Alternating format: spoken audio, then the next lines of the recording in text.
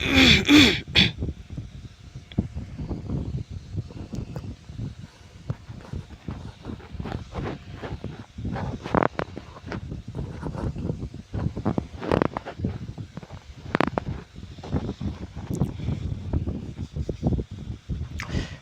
साथियों, जय हिंद। कैसे हैं आप सभी लोग? उम्मीद है आप सभी लोग बहुत अच्छे होंगे और आप सभी लोग अपनी तैयारी सुचारू रूप से कर रहे होंगे। तो साथियों, आप सभी लोग क्लास को लगातार पढ़ते रहें और ज़्यादा से ज़्यादा अपने साथियों तक उसे शेयर करें।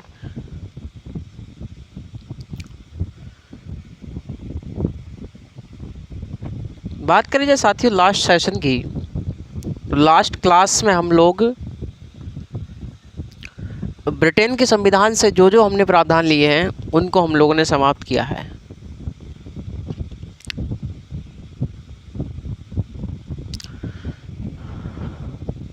तो ब्रिटेन के संविधान से लिए गए प्रावधानों को हम लोग देख चुके हैं और आज हम लोग बात करेंगे अमेरिका के संविधान पर कि साथियों अमेरिका के संविधान से हम लोगों ने क्या क्या प्रावधान लिए हैं, अमेरिकन कॉन्स्टिट्यूशन से हमने क्या क्या प्रावधान अपने संविधान में अडॉप्ट किए हैं, उन पर आज हम लोग विशेष चर्चा करेंगे।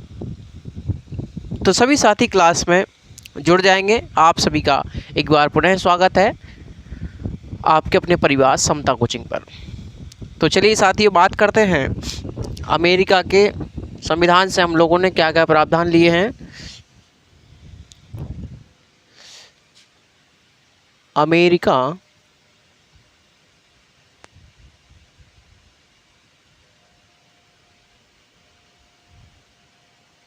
का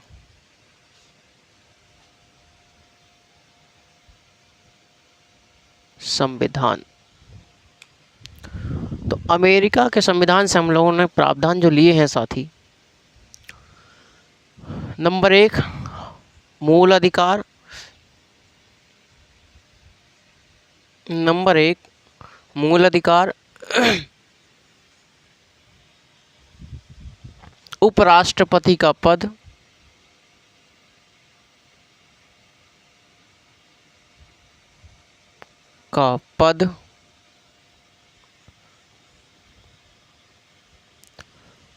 उपराष्ट्रपति का पद, न्यायपालिका की स्वतंत्रता,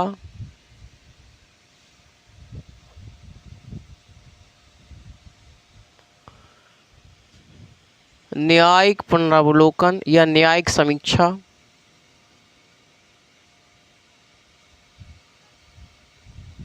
पुनरीक्षण,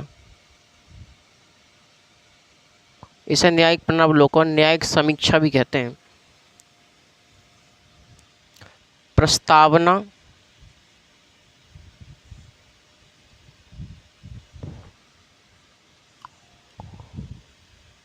प्रस्तावना, और विधि द्वारा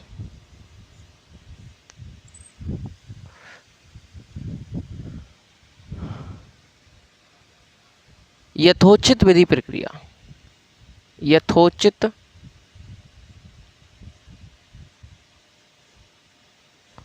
विधि प्रक्रिया, यथोचित विधि प्रक्रिया, due process of the law, due process of law, यानी यथोचित विधि प्रक्रिया, ड्यू प्रोसेस ऑफ लॉ। एक और प्रावधान लिखिए इसमें, सर्वोच्च न्यायालय और उच्च न्यायालय के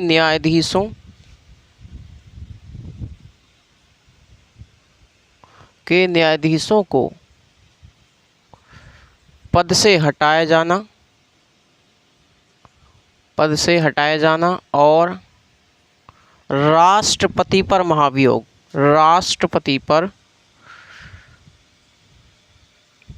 महाभियोग,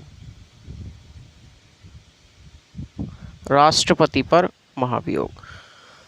तो ये प्रावधान हमने कहाँ से लिए भैया? ये प्रावधान लिए हमने अमेरिका से। कहाँ से लिए? अमेरिका से। कौन कौन से? कि सर मूल अधिकार, जिन्हें हम लोग फंडामेंटल राइट्स कहते हैं, मौलिक अधिकार, उपराष्ट्रपति का पद, न्यायपालिका की स्वतंत्रता, इंडिपेंडेंस, जुडिशरी, न्यायिक पुनरावलोकन, जुडिशल रिव्यू, प्रस्तावना यानी प्रियम्बल, यथोचित विधि प्रक्रिया, ड्यू प्रोसेस ऑफ लॉ, सर्वोच्च न्यायालय और उच्च न्यायालयों के न्यायाधीशों को पद से हटाया जाना और राष्ट्रपति पर महाभियोग। और ये प्रावधान हमने कहाँ से लिए साथी? ये प्रावधान हमने अमेरिका के संविधान से लिए।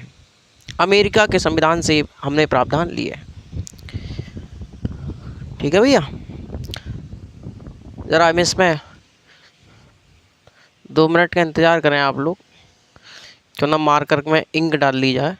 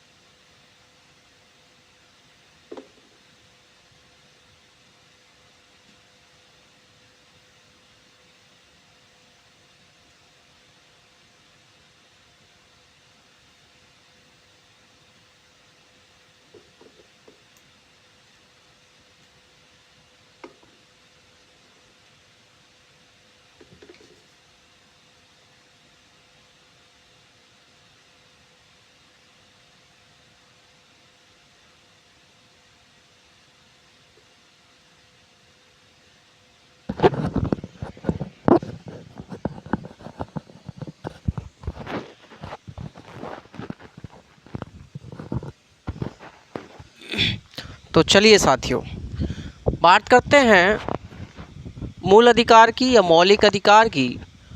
तो साथियों, मौलिक अधिकार यहाँ पर हम लोगों को नहीं पढ़ने हैं। मौलिक अधिकार के संबंध में हम लोग अपना भाग 3 है संविधान के, भाग 3 में हमको मौलिक अधिकार पढ़ना है और आर्टिकल 12 से लेकर 35 तक हम लोगों को ये पढ़ना होगा। उसी में हम लोग देखेंगे।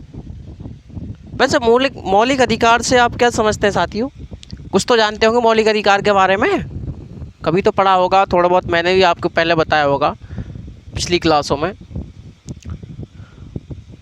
अरे ये तो जानते हैं आप मौलिक अधिकार के बारे में कि सर ये जो मौलिक अधिकार होते हैं हमको राज्य के विरुद्ध प्राप्त होते हैं। व्यक्ति को राज्य के विरुद्ध मौलिक अधिकार प्राप्त होते हैं, ये तो आप जानते हैं। कहाँ से आप जानते हैं? और व्यक्ति की स्वतंत्रता के हित में राज्य की सत्ता पर प्रभावकारी नियंत्रण लगाते हैं ये। तो राज्य के विरुद्ध व्यक्तियों को दिए गए मौलिक अधिकार हैं। और साथियों, मौलिक अधिकार वे अधिकार हैं जो व्यक्ति का भौतिक और नैतिक दोनों प्रकार का विकास करते हैं। भौतिक और नैतिक विकास। आने दीजिए मौलिक अधिकार, आपको बताऊंगा मैं किस प्रकार से आप भौतिक विकास करते हैं अपना मौलिक अधिकार के माध्यम से और किस प्रकार से नैतिक विकास करते हैं। तो मौलिक अधिकार आपके जीवन में बहुत ज़रूरी है। तो आज जो सोच पा रहे हैं, आज जो बन पा रहे हैं लोग, किसकी बदौलत? आज वो मौलिक अधिकारों की बदौलत है। यही वो मौलिक अधिकार हैं जो सरकार के द्वारा बनाए गए कानून तक को रद्द करवा देते हैं, विधायिका द्वारा बनाए गए कानून तक को रद्द करवा देते हैं। ये वो मौलिक अधिकार हैं और मौलिक अधिकार की वजह से ही सरकार सीमित है, लिमिटेड गवर्नमेंट दी गई है। भूल गए आप कि सर लोकतंत्र में संविधान सरकार को किस प्रकार सीमित करता है? तो उसमें एक बात ये भी थी कि सर मौलिक अधिकारों के माध्यम से भी संविधान सरकार को सीमित करता है। बात समझ में आई? तो मौलिक अधिकार आपके विकास के लिए ज़रूरी हैं, आपके अपने विकास के लिए ज़रूरी हैं, आपके पर्सनैलिटी डेवलपमेंट, आपके व्यक्तित्व के विकास के लिए मौलिक अधिकार ज़रूरी हैं। श्याम को श्याम बनाने के लिए, राम को राम बनाने के लिए, सोनू को सोनू बनाने के लिए, मोनू को मोनू बनाने के लिए ये मौलिक अधिकार जरूरी हैं और ये व्यक्ति का भौतिक और नैतिक विकास करते हैं। बात समझ में आई? तो मौलिक अधिकार बहुत जरूरी है। तो हम लोग पढ़ेंगे भाग 3 में उपराष्ट्रपति का पद भी हम लोग जब राष्ट्रपति पढ़ेंगे, राष्ट्रपति के बाद हम लोग उपराष्ट्रपति पढ़ लेंगे। तो हमारे लिए इम्पोर्टेंट हो जाता है यहाँ पर न्यायपालिका की स्वतंत्रता। ठीक है भैया, न्यायपालिका की स्वतंत्रता हम लोग अभी पढ़ेंगे इसी क्लास में। और न्यायिक पुनरीक्षण भी पढ़ लेंगे, न्यायिक पुनरावलोकन। प्रस्तावना अपना एक अलग टॉपिक है, उसमें पढ़ लेंगे। यथोचित विधि प्रक्रिया, ड्यू प्रोसेस ऑफ लॉ, ये भी पढ़ लेंगे आज ही। सर्वोच्च न्यायालय, उच्च न्यायालय के न्यायाधीशों को पद से हटाना जाना, जब हम लोग सुप्रीम कोर्ट और हाई कोर्ट पढ़ेंगे उस समय ये लोग पढ़ेंगे। जब राष्ट्रपति पढ़ेंगे तो राष्ट्रपति पर महाभियोग की प्रक्रिया भी पढ़ लेंगे, आर्टिकल नंबर 61 में दी गई है। और राष्ट्रपति को महाभियोग के द्वारा हटाया जाता है, इस बात की चर्चा जो की गई है वो आर्टिकल 56(1)(b) में की गई है कि राष्ट्रपति पर महाभियोग भी लग सकता है। ये आर्टिकल 56(1)(b) बताता है राष्ट्रपति पर महाभियोग के माध्यम से राष्ट्रपति को पद से हटाया जा सकता है। और उस राष्ट्रपति पर महाभियोग चलाने का एक ही आधार होता है, वो होता है संविधान का अतिक्रमण। संविधान का अतिक्रमण, संविधान का अतिक्रमण। और ये जो संविधान का अतिक्रमण शब्द है ये भाई साहब संविधान में परिभाषित नहीं है, ये परिभाषित नहीं है भाई संविधान में। बात समझ में आ रही है यहाँ तक? तो जब हम लोग संविधान पढ़ेंगे, जब हम लोग राष्ट्रपति पढ़ेंगे उस समय हम लोग देखेंगे। क्लियर है? तो आज क्या क्या पढ़ना है? आज पढ़ना है न्यायपालिका की स्वतंत्रता, न्यायिक पुनरीक्षण या न्यायिक पुनरावलोकन, न्यायिक समीक्षा, यथोचित विधि प्रक्रिया, और इसी के साथ ही हम लोग देख लेंगे विधि द्वारा स्थापित प्रक्रिया। ठीक है, ये तीनों प्रावधान हम लोग देखेंगे।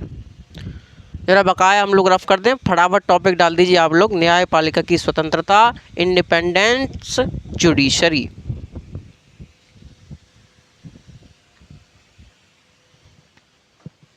ठीक है भाई, तो टॉपिक डाल दीजिएगा न्यायपालिका की स्वतंत्रता। बड़ा महत्वपूर्ण टॉपिक है और यहाँ से प्री में भी क्वेश्चन पूछा जाता है और मेंस में भी क्वेश्चन पूछा जाता है। प्री और मेंस दोनों के महत्व को हम लोग देखते हुए चलेंगे, दोनों के हिसाब से हम लोग पढ़ेंगे, इसको देखेंगे कि क्या सर न्यायपालिका की स्वतंत्रता है। ठीक है भाई, न्यायपालिका की स्वतंत्रता, न्यायपालिका की स्वतंत्रता कहाँ से लिया गया प्रावधान है, तो अमेरिका से लिया गया। न्यायपालिका की स्वतंत्रता, न्यायपालिका की स्वतंत्रता किस प्रकार से डायग्राम बनेगा भाई इसका? इस न्यायपालिका की स्वतंत्रता का किस प्रकार से डायग्राम बनेगा? संघीय व्यवस्था पढ़ी है ना, और उसमें बताया है मैंने। तो क्या सर किस प्रकार से इसका डायग्राम बनेगा? जरा एक डायग्राम के माध्यम से समझिए। देखिए साथियों, संसदीय व्यवस्था है हमारे पास, कहाँ साहब है? संसदीय व्यवस्था में विधायिका में से बनती है कार्यपालिका। ये क्या है? विधायिका है, लेजिस्लेचर है, और ये कार्यपालिका है, एग्जीक्यूटिव है।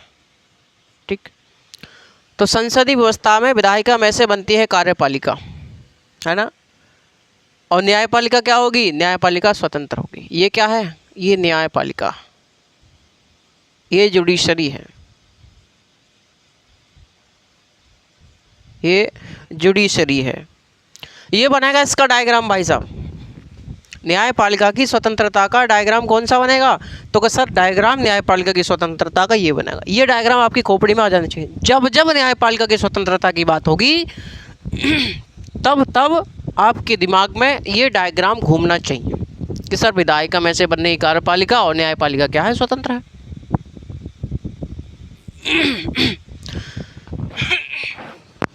न्यायपालिका स्वतंत्र है। तो ये डायग्राम आपके दिमाग में घूमना चाहिए भी बार बार। ठीक है,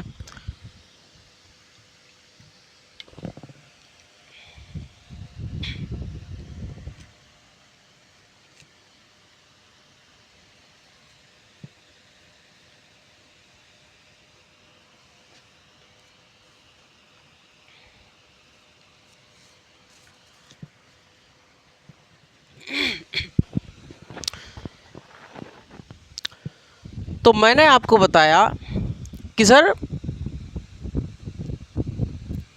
भारत में संसदीय व्यवस्था है, और संसदीय व्यवस्था में विधायिका में से कार्यपालिका बनती है। अरे विधायिका में से कार्यपालिका बनती है, या मंत्री परिषद बनती है, सरकार बनती है। आप जानते हैं? क्या साहब जानते हैं? बिल्कुल सर जी, बिल्कुल सही बात आपने बताई है। तो क्या सर विधायिका में से जब कार्यपालिका बनती है तो एक बात बताइए कि जब ये चोर है, जब ये चोर होगा तो ये तो चोर अपने आप हो जाएगा, या फिर ये चोर होगा तो ये अपने आप चोर बना लेगा इसे। बात समझ में आ रही है?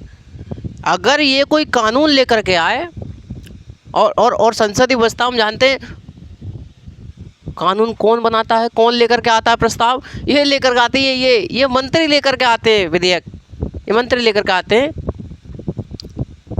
और इनके द्वारा बनाया गया कोई कानून, ये विधेयक लेकर के आए, इन्होंने पारित कर दिया, और कोई ऐसा कानून इन्होंने बना दिया जो आपके लिए अच्छा नहीं है, जो आपकी स्वतंत्रता को क्या करता है? कम करता है, और आपके मौलिक अधिकारों के लिए असंगत है। तो क्या होगा फिर? क्या होगा फिर? कि फिर सर एक ऐसी बॉडी होनी चाहिए, एक ऐसा निकाय होना चाहिए जो इन दोनों के प्रभाव से मुक्त होकर निर्णय ले सके। तो क्या साहब बिल्कुल सही बात है कि सर अगर ये चोर है तो ये चोर होगा ही होगा, स्वाभाविक सी बात है, संसदीय व्यवस्था है, क्योंकि इसमें से ही ये बना है, क्योंकि बाप में से ही बेटा बना है। जब बाप चोर होगा तो बेटा में तो असर आएगा ही आएगा। तो क्या सर संसदीय व्यवस्था में विधायिका में से कार्यपालिका बनी है, जब दोनों ही एक जैसा काम करने लगेंगे तो फिर एक ऐसी बॉडी, एक ऐसा निकाय होना चाहिए जो इन दोनों के प्रभाव से मुक्त होकर निर्णय ले सके। आप कहोगे सर विपक्ष भी तो है, आप कहोगे कि सर अगर कोई ऐसा कानून बनाएंगे जो हमारे लिए अच्छा नहीं है, हमारे संविधान के परे है, संविधान से सम्मत नहीं बैठता है, हमारे मौलिक अधिकार को उल्लंघन करता है, हमारी आज़ादी को रोकता है, तो सर विपक्ष भी तो है। विपक्ष, आप विपक्ष को विपक्ष समझते कब हैं? आप तो नारे में ढल जाते हैं कि 400 पार और इतने पार और उतने पार, और सरकार नारा लगाती है कि विपक्ष मुक्त भारत होना चाहिए। साथियों, बहनों और भाइयों, कैसा विपक्ष मुक्त भारत होना चाहिए कि नहीं होना चाहिए, कि चाहिए कि नहीं होना चाहिए? कहाँ साहब, बिल्कुल होना चाहिए। और जनता कहती है हाँ होना चाहिए, हाँ होना चाहिए। क्या है ये?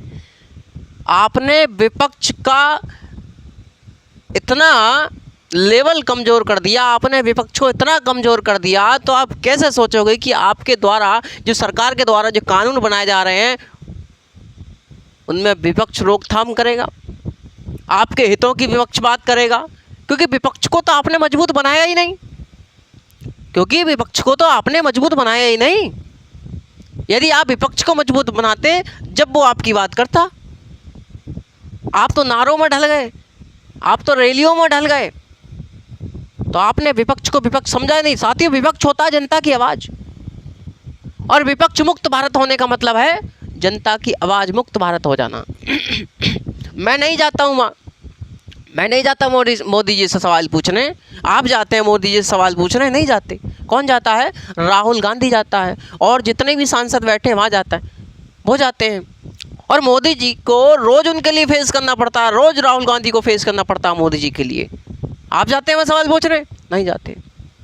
और जब आपने विपक्ष को इतना कमज़ोर बना दिया और अपने सरकार को इतनी बहुमत दे दिया, इतनी मेजॉरिटी दे दी कि वो ऑटोक्रेसी की तरह काम करने लगे, वो एक निरंकुश शासन की तरह काम करने लगे, तो आप ऐसी सरकार से उम्मीद करते हैं, ऐसी सरकार, ऐसी विधायिका से उम्मीद करते हैं कि वो आपके संविधान के अनुसार काम करेगी, वो आपके हितों के लिए काम करेगी, वो आपके संविधान के लिए काम करेगी, वो आपकी स्वतंत्रता, आपके अधिकार के लिए काम करेगी, वो आपके हलक में से जुबान खींच लेगी?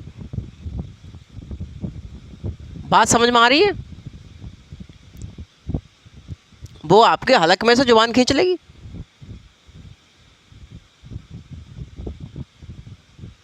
तो क्या सर, न्यायपालिका की स्वतंत्रता फिर तो बहुत ज़रूरी है, ये ज़रूरी है, अभी बात करेंगे हम लोग। ये समझिए, न्यायपालिका की स्वतंत्रता से आप क्या समझ पा रहे हैं?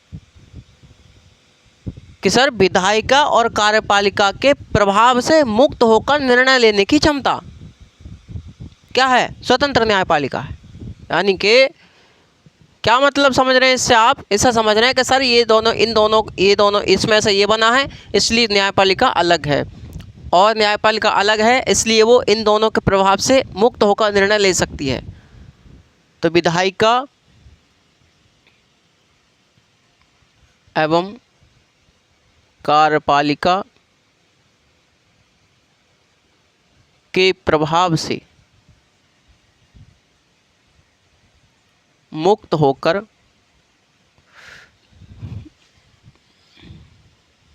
निर्णय लेने की क्षमता,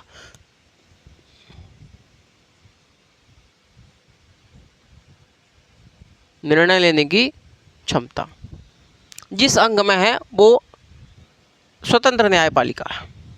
तो ये न्यायपालिका कैसी है? स्वतंत्र है, इंडिपेंडेंट जुडिशरी। क्या समझे न्यायपालिका की स्वतंत्रता से? कि सर न्यायपालिका की स्वतंत्रता से हम समझे कि विधायिका और कार्यपालिका के प्रभाव से मुक्त होकर कार्य करने की क्षमता या निर्णय लेने की क्षमता। ठीक है भाई। अब एक बात बताइए साथियों, ये जो न्यायपालिका की स्वतंत्रता क्यों जरूरी है? ये न्यायपालिका की स्वतंत्रता क्यों जरूरी है? इम्पोर्टेंस क्या है इसकी? महत्व क्या है? क्या इम्पोर्टेंस है इसकी? बाद में लिखेंगे, पहले समझिए थोड़ा सा न्यायपालिका की स्वतंत्रता के बारे में। समझिए जरा साथियों इसके बारे में। न्यायपालिका की स्वतंत्रता क्यों जरूरी है हमारे लिए? इस न्यायपालिका की स्वतंत्रता के बारे में समझ रहे हैं साथियों? आपके खोपड़ी के तार खुल जाएंगे, मैं गारंटी से कह रहा हूं आज। कि सर न्यायपालिका की स्वतंत्रता से आप क्या समझ पा रहे हैं? हमने आपको बता दिया। अब मैं आपसे पूछ रहा हूँ कि क्यों ज़रूरी है, ये इम्पोर्टेंस क्या है इसकी हमारे जीवन में? तो कि सर न्यायपालिका की अगर स्वतंत्रता ना हो ना, मैं बता रहा हूँ आपको, ध्यान सुनिएगा। अगर न्यायपालिका की स्वतंत्रता ना हो ना, तो आप सरकार के खिलाफ सा नहीं बोल सकते, सिंगल वर्ड नहीं निकाल सकते सा। आलोचना अलग, सहमति अलग, राय उठा कर रख दो अलग बस्ता में को। बात समझ में आई कि सर अगर न्यायपालिका की स्वतंत्रता ना हो तो आप सरकार के खिलाफ सा वर्ड नहीं निकाल सकते। सरकार तो बहुत दूर की बात है, सरकार कहना बहुत दूर की बात है, आप सा नहीं कह सकते। अलग में से जुबान खींच लेंगे ये लोग। अरे किस नेता को आलोचना पसंद होती है किसी नेता को आलोचना पसंद? किसी को नहीं है। नेता चाहते हैं आप उनकी आलोचना करो, वो चाहते हैं संविधान पढ़ो आप, वो चाहते हैं संविधान की बात करो आप? नहीं चाहते, वो नहीं चाहते साथियों, वो नहीं चाहते हैं कि आप संविधान की बात करो, आप उनकी आलोचना करो, अलग सहमति दिखाओ, अलग राय बात करो उनसे। उन्हें नहीं है पसंद, उन्हें पसंद नहीं है।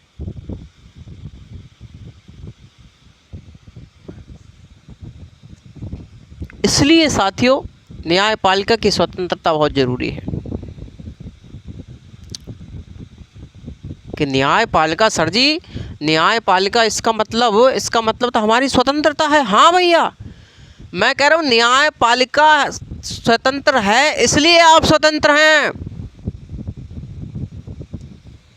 यदि न्यायपालिका स्वतंत्र ना हो तो आपकी स्वतंत्रता रखी की रखी रह जाएगी, धरी की धरी रह जाएगी भैया।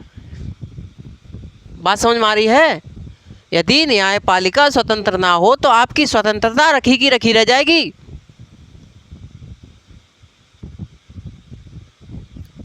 कि सर इतनी इंपॉर्टेंस है इसकी, न्यायपालिका की स्वतंत्रता की, कहाँ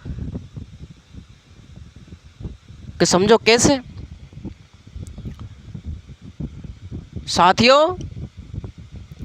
ये जो विधायिका कार्यपालिका है, इन्होंने तो कानून बना ही दिया था, इन्होंने कानून बना ही दिया था, इन्होंने कानून बना ही दिया था। इलेक्टोरल बॉन्ड, इलेक्टोरल बॉन्ड, इन्होंने इलेक्टोरल बॉन्ड कानून बनाया। इन्होंने इलेक्टोरल बॉन्ड कानून बनाया कि सरकार के पास जो चंदा आता है, सरकार के पास जो चंदा आता है उसके बारे में जानकारी नहीं दी जाएगी, वो सार्वजनिक नहीं किया जाएगा, वो गुप्त रखा जाएगा। उसके बारे में किसी को जानकारी नहीं दी जाएगी चंदा के बारे में। बात चली गई सुप्रीम कोर्ट में, बात चली गई न्यायपालिका में। न्यायपालिका ने कहा कि रुक जाइए, ऐसा है, आप क्या कर रहे हैं? आप जो जनता है हमारी, लोकतंत्र में जनता सर्वोपरि है और आप जनता से ही बात छुपा रहे हैं। और इस भारत की जनता को, भारत के लोगों को, इन नागरिकों को ये पूरा अधिकार है जानने का कि आपके पास किसने इतना चंदा दिया, किसने आपको चंदा दिया और कितना दिया। बात समझ में आ रही है आपको? तो सुप्रीम कोर्ट ने कह दिया कि भारत के लोगों के पास ये अधिकार है कि वो जान सकें कि आपको किसने चंदा दिया और कितना दिया। अगर साथियों स्वतंत्र न्यायपालिका ना होती तो बताइए ये मिल पाता आपको? ये मिल पाता आपको? जानने के बारे में, अरे जानने का अधिकार आपको मिल पाता? नहीं मिल पाता, क्योंकि सुप्रीम कोर्ट ने कह दिया कि भारत की जनता के पास जानने का अधिकार है भाई, कि आपके पास कितना चंदा आया, कहाँ से आया। पूरा अधिकार है जनता के पास। अब बताइए, सुप्रीम कोर्ट ना होता, ये स्वतंत्र न्यायपालिका ना होती, तो ये सब बातें कौन बताता? कौन बताता सुप्रीम कोर्ट को? बताइए, सरकार को कौन बताता ये सब बातें? आपकी पक्ष के बारे में कौन लड़ता? और बताया, सुप्रीम कोर्ट ने बताया कि ये जो जानने का अधिकार है ये 19 क्लॉज 1 सब क्लॉज ए में सम्मिलित है। कि आप कैसी बात कर रहे हैं? कौन लड़ रहा है आपकी तरफ से? स्वतंत्र न्यायपालिका। और न्यायपालिका स्वतंत्र है इसलिए आपके अधिकार, आपकी स्वतंत्रता बची हुई है। क्लियर है? एक और उदाहरण देखते हैं, एक और उदाहरण देखते हैं हम लोग। साथियों, कुछ पत्रकार भाई साहब थे, कुछ पत्रकार भाई साहब थे और उन्होंने सरकार की आलोचना कर दी। उन सब ने सरकार की आलोचना कर दी और सरकार ने उनको उठवा लिया। सरकार ने उनको 24 घंटे में उठवा लिया। बात पहुंच गई सुप्रीम कोर्ट तक।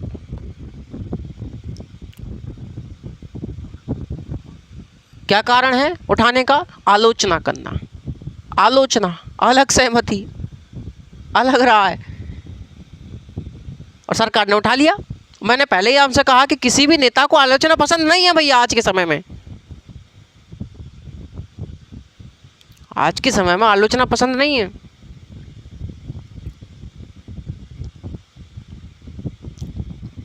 तो सरकार ने उठा लिया।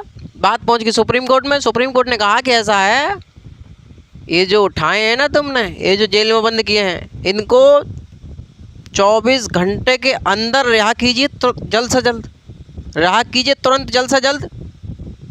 इनका कोई गुनाह नहीं है, इनका कोई गुनाह नहीं है। अरे आलोचना करना संविधान आपको अधिकार देता है। ये तो लोकतंत्र के आत्मा है भाई, लोकतंत्र की आत्मा है, लोकतंत्र के तत्व हैं। अलग सहमति, असहमति, अलग राय, आलोचना करना लोकतंत्र के मौलिक तत्व हैं और आलोचना करना अधिकार है भाई इनका। तो जल्द से जल्द इनको रिहा कीजिए। तो अगर न्यायपालिका स्वतंत्र ना होती तो बेचारे वो तो जेल में पड़े रहते भैया। सरकार अपनी मनमानी कर सकती है साथियों, सरकार अपनी मनमानी कर सकती है। कर सकती है, नहीं कर सकती है? कहाँ सर, बिल्कुल कर सकती है, जैसा कि 2 उदाहरण में हमको पता चला। क्लियर है? और समझिए, और क्लियरिटी लीजिए, और क्लियरिटी लीजिए भैया, और क्लियरिटी लीजिए। गुजरात सरकार ने 2017 में कानून बनाया भाई साहब। गुजरात सरकार ने 2017 में कानून बनाया और उस कानून में एक पक्ष ये भी था कि यदि कोई व्यक्ति शादी करने के बाद यदि वो धर्म परिवर्तित करता है तो वह अपराध माना जाएगा, तो वह अपराध माना जाएगा। मामला पहुंचा सुप्रीम कोर्ट। सुप्रीम कोर्ट ने कहा कि भाई साहब ऐसा है कि गुजरात सरकार, यहाँ को आओ जरा, कटघरे में खड़े हुई हो थोड़ी देर को, कि देखो सुनो, शादी करने का अधिकार संविधान देता है, आर्टिकल 21 में शामिल है, प्राण एवं दैहिक स्वतंत्रता,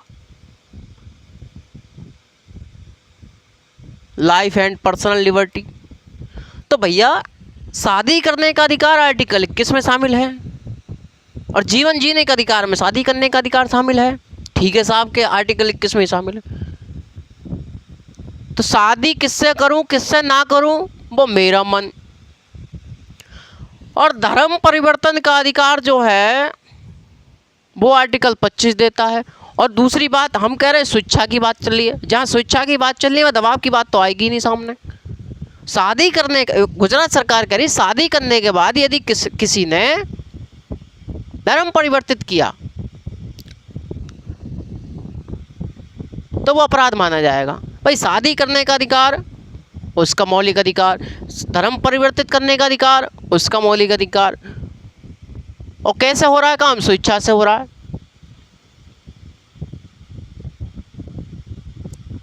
संविधान निर्माता डॉक्टर BR अम्बेडकर साहब ने हिंदू धर्म को छोड़ करके बौद्ध धर्म अपनाया, बौद्ध धर्म अपनाया उन्होंने। और धर्म परिवर्तन करने का अधिकार आपका मौलिक अधिकार है। किस धर्म में जाना चाहते हैं, किस धर्म की आप जो भी उनकी रीति रिवाज है उनको मानना चाहते हैं, उनका प्रसार करना चाहते हैं, वो आपका मन है। उसका धर्म परिवर्तन करने का अधिकार भी उसका मौलिक अधिकार है। तो आप कैसे उस पर थोप सकते हैं, उसको आप अपराधी कैसे बना सकते हैं भाई? तो ये नहीं होना चाहिए। तो गुजरात सरकार ने जो वो कानून बनाया था, उस कानून का एक पक्ष था ये, इस पक्ष को ख़त्म कर दिया गया। बात समझ में आई? उसको असंवैधानिक घोषित कर दिया गया इस बात को। किसके द्वारा? सुप्रीम कोर्ट के द्वारा। तो साथियों, यदि स्वतंत्र न्यायपालिका ना होती, क्या यह सब कुछ मिल पाता? कि सर नहीं मिल पाता, नहीं मिल पाता, हमको नहीं मिल पाता। सरकार ने एक एक्ट बनाया, आधार एक्ट, और उसके तहत सबके आधार कार्ड बनवाए और फिंगरप्रिंट ले लिए, आंखों के स्कैनर, भाई साहब आंखों चेहरा ले लिया, आंखों के सब स्कैन कर लिया, सब कुछ मामला सरकार ने। और सरकार के पास सब कुछ हमारा बायोडाटा पहुंच गया कि हम कहाँ से हैं, कितने हमारे हाथ में उंगली हैं, आँख है, कैसा चेहरा है, सब कुछ पहुंच गया उसके पास। और सरकार कह रही है कि प्रत्येक चीज़ को आधार कार्ड से लिंक करवाओ, आधार कार्ड से लिंक करवाओ, आधार कार्ड से लिंक करवाओ, आधार कार्ड से लिंक करवाओ, हर चीज़ को आधार कार्ड से लिंक करवाओ।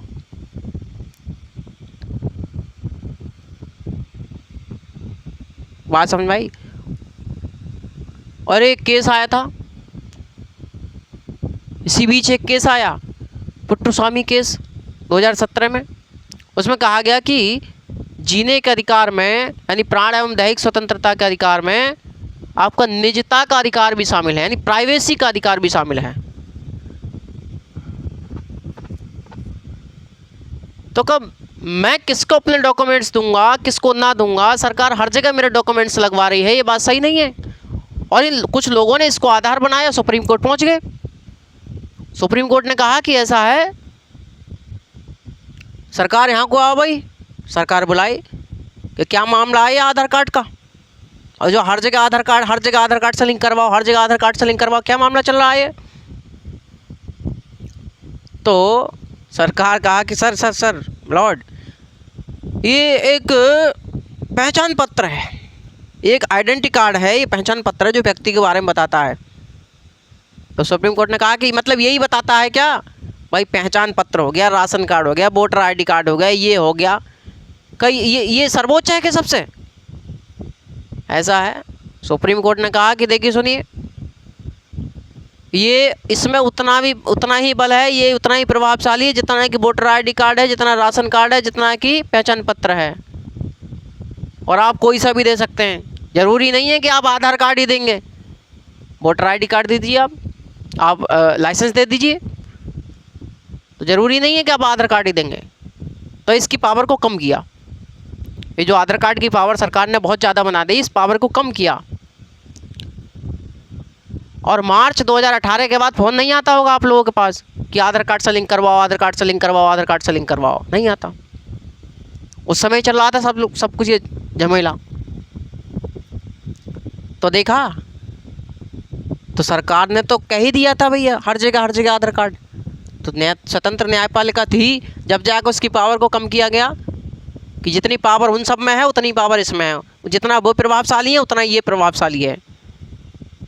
तो स्वतंत्र न्यायपालिका ना होती है, सब कुछ हो पाता? नहीं हो पाता मेरे लाडले, नहीं हो पाता भाई, नहीं हो पाता मेरे लाडले, मेरे रसगुल्लो, ये सब कुछ आपका नहीं हो पाता। एक बात और बताऊं मैं आपको, एक उदाहरण और लीजिए, बड़ा ही अच्छा एक उदाहरण आप और लीजिए। हम कहाँ रहते हैं? हम भारत में रहते हैं। भारत एक लोकतांत्रिक देश है साथियों, भारत एक लोकतांत्रिक देश है, और लोकतंत्र में ये प्रत्येक व्यक्ति का अधिकार है कि सरकार में क्या हो रहा है, सरकार किस प्रकार से काम कर रही है, किस प्रकार से सरकार काम करती है, ये प्रत्येक व्यक्ति का अधिकार है जानने का। अच्छा, होना चाहिए ना होना चाहिए भैया? मैं आपसे कह रहा हूँ कि लोकतंत्र में प्रत्येक व्यक्ति का, प्रत्येक जनता का, प्रत्येक नागरिक का ये अधिकार होना चाहिए कि नहीं होना चाहिए कि वह जान सके कि सरकार किस प्रकार काम करती है, गवर्नमेंट किस प्रकार से काम करती है। बताइए, ये अधिकार होना चाहिए नहीं होना चाहिए आपके पास? क्या साहब बिल्कुल होना चाहिए सर, कितनी अच्छी बात बता दी आपने। तो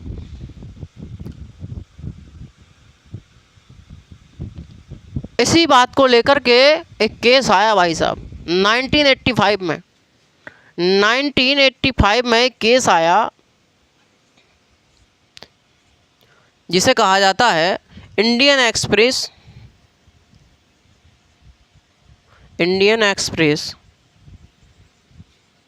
newspaper versus Union of India.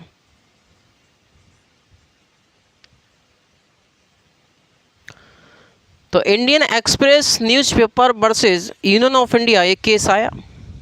इसमें कहा गया कि मिलॉर्ड, एक बात बताइए कि भारत की जनता को ये अधिकार होना चाहिए कि सरकार कैसे चल रही है, किस प्रकार से सरकार काम करती है, ये अधिकार होना चाहिए। तो कि सुप्रीम कोर्ट ने कहा कि हाँ सब ये बात तो सही है, बिल्कुल होना चाहिए, बिल्कुल होना चाहिए। तो आपको मिला जानने का अधिकार। क्या मिला आपको? जानने का अधिकार मिला आपको, जानने का अधिकार, राइट टू नो। आपको जानने का अधिकार मिला।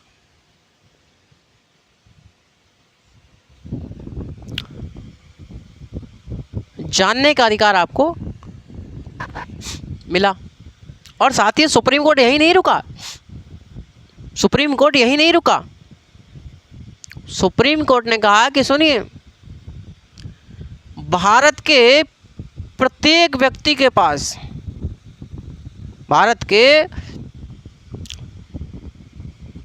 प्रत्येक नागरिक के पास ये भी अधिकार है कि वो मतदान करते समय, मतदान जब करेगा तो वह अपने, उसके जो जितने भी प्रत्याशी हैं, अपने प्रतिनिधि के बारे में वो सब कुछ जान सके। वो क्या जान सके? तो वह उसके जो प्रतिनिधि हैं, उसके जो उम्मीदवार हैं, वो अपने उम्मीदवार के बारे में कुछ जान सके। वो क्या जान सके?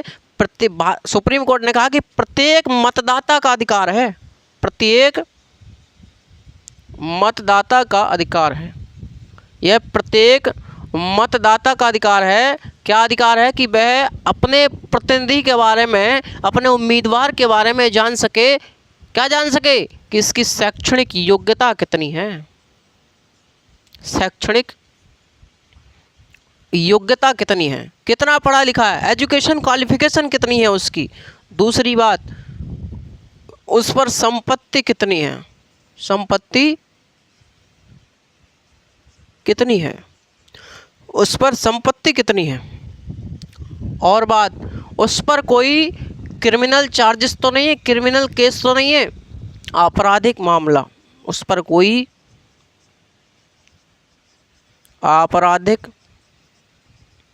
आपराधिक मामला तो नहीं है भैया। और कोई देनदारी तो नहीं है उस पर, देयताएं, उस पर कोई देनदारी तो नहीं है, उस पर कोई देनदारी तो नहीं है। और ये सब कुछ सुप्रीम कोर्ट ने कहा कि ये जो सब कुछ है ये जानने का अधिकार में शामिल है। और जानने का अधिकार आपका article 19 clause 1 sub clause A में सम्मिलित है।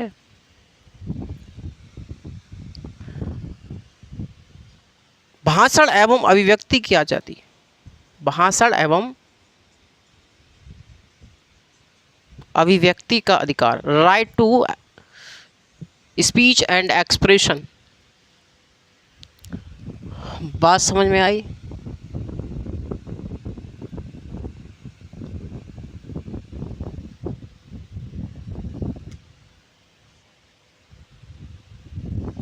बात समझ में आई यहाँ तक? तो मैंने आपको क्या बताया मेरे साथी? मैंने आपको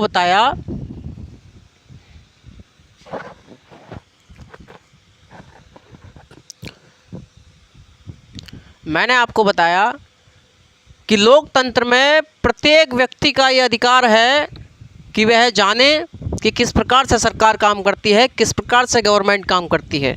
तो सुप्रीम कोर्ट ने इस बात को कहा कि भारत के प्रत्येक नागरिक के पास ये अधिकार है कि वह जान सके कि गवर्नमेंट किस प्रकार से काम करती है, और उसे जानने का अधिकार दिया गया। कब दिया गया? 1985 में केस आया Indian Express newspaper versus Union of India. इसमें कहा गया प्रत्येक व्यक्ति के पास जानने का अधिकार है, राइट टू नो अधिकार है। बात समझ में आई? तो राइट टू नो है। और सुप्रीम कोर्ट, मैंने आपको बताया, यही नहीं रुका। सुप्रीम कोर्ट ने कहा कि भारत के प्रत्येक मतदाता के पास ये अधिकार है कि वह जाने कि उसका उम्मीदवार, जो उसका प्रतिनिधि है, जो उसका उम्मीदवार है, वो उसके विषय में जाने। और जानने का अधिकार में भी ये भी सम्मिलित है। क्या जाने? उसके विषय में क्या जाने? उसके विषय में जान सके कि उसकी शैक्षणिक योग्यता क्या है, उस पर संपत्ति कितनी है, उस पर कोई क्रिमिनल चार्जेस तो नहीं है, उस पर कोई आपराधिक मुकदमा तो नहीं है, प्लस उसकी कोई देनदारी तो नहीं है, लोन वोन तो नहीं ले रखा उसने कहीं से। तो ये सब कुछ आपका अधिकार है। आप मतदाता हैं और आपके प्रत्येक मतदाता का यह अधिकार है कि वह अपने प्रतिनिधि के बारे में, अपने उम्मीदवार के बारे में, इन सब को जान सके। किन किन को जान सके? इन सब बातों को जान सके। भाई साहब, क्लियर है? यहाँ तक क्लियर है भाई? और जैसे ही सुप्रीम कोर्ट ने ये बातें बताएं कि ये अधिकार है प्रत्येक मतदाता का भारत में, वैसे ही सरकार कहने लगी रही यार, मतलब क्या मामला है। और उस समय 17वां ही चल रहा था। सरकार गई राष्ट्रपति के पास और राष्ट्रपति से कहा कि राष्ट्रपति महोदय तुरंत अध्यादेश जारी करो। अध्यादेश जारी करके सरकार ने आरपीए एक्ट 1951 में संशोधन करवाया, जिसमें विधायक और सांसदों की योग्यताओं, अर्हताओं और निरर्हताओं के बारे में बताया गया है।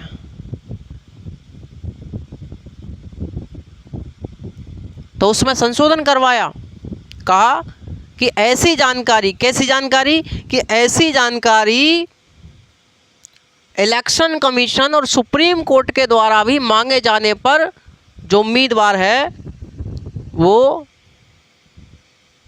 बाध्यकारी नहीं है, उम्मीदवार बाध्यकारी नहीं है। यह अध्यादेश जारी करवाया। मामला पहुंचा सुप्रीम कोर्ट। मामला जब सुप्रीम कोर्ट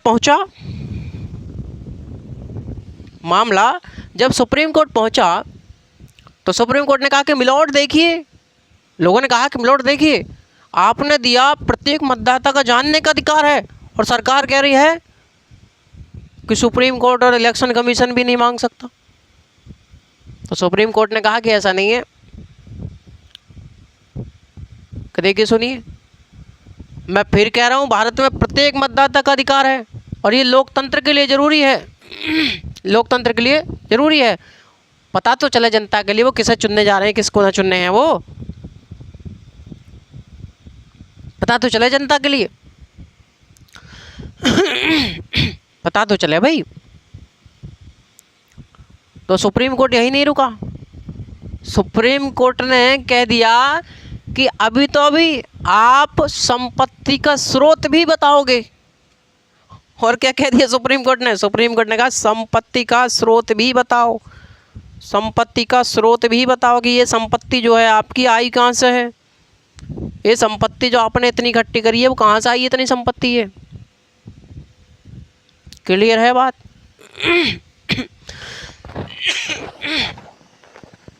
तो मैंने आपको बताया कि भारत में प्रत्येक मतदाता का यह अधिकार है कि वह अपने उम्मीदवार के बारे में ये जाने और उसे जानने के अधिकार में शामिल है।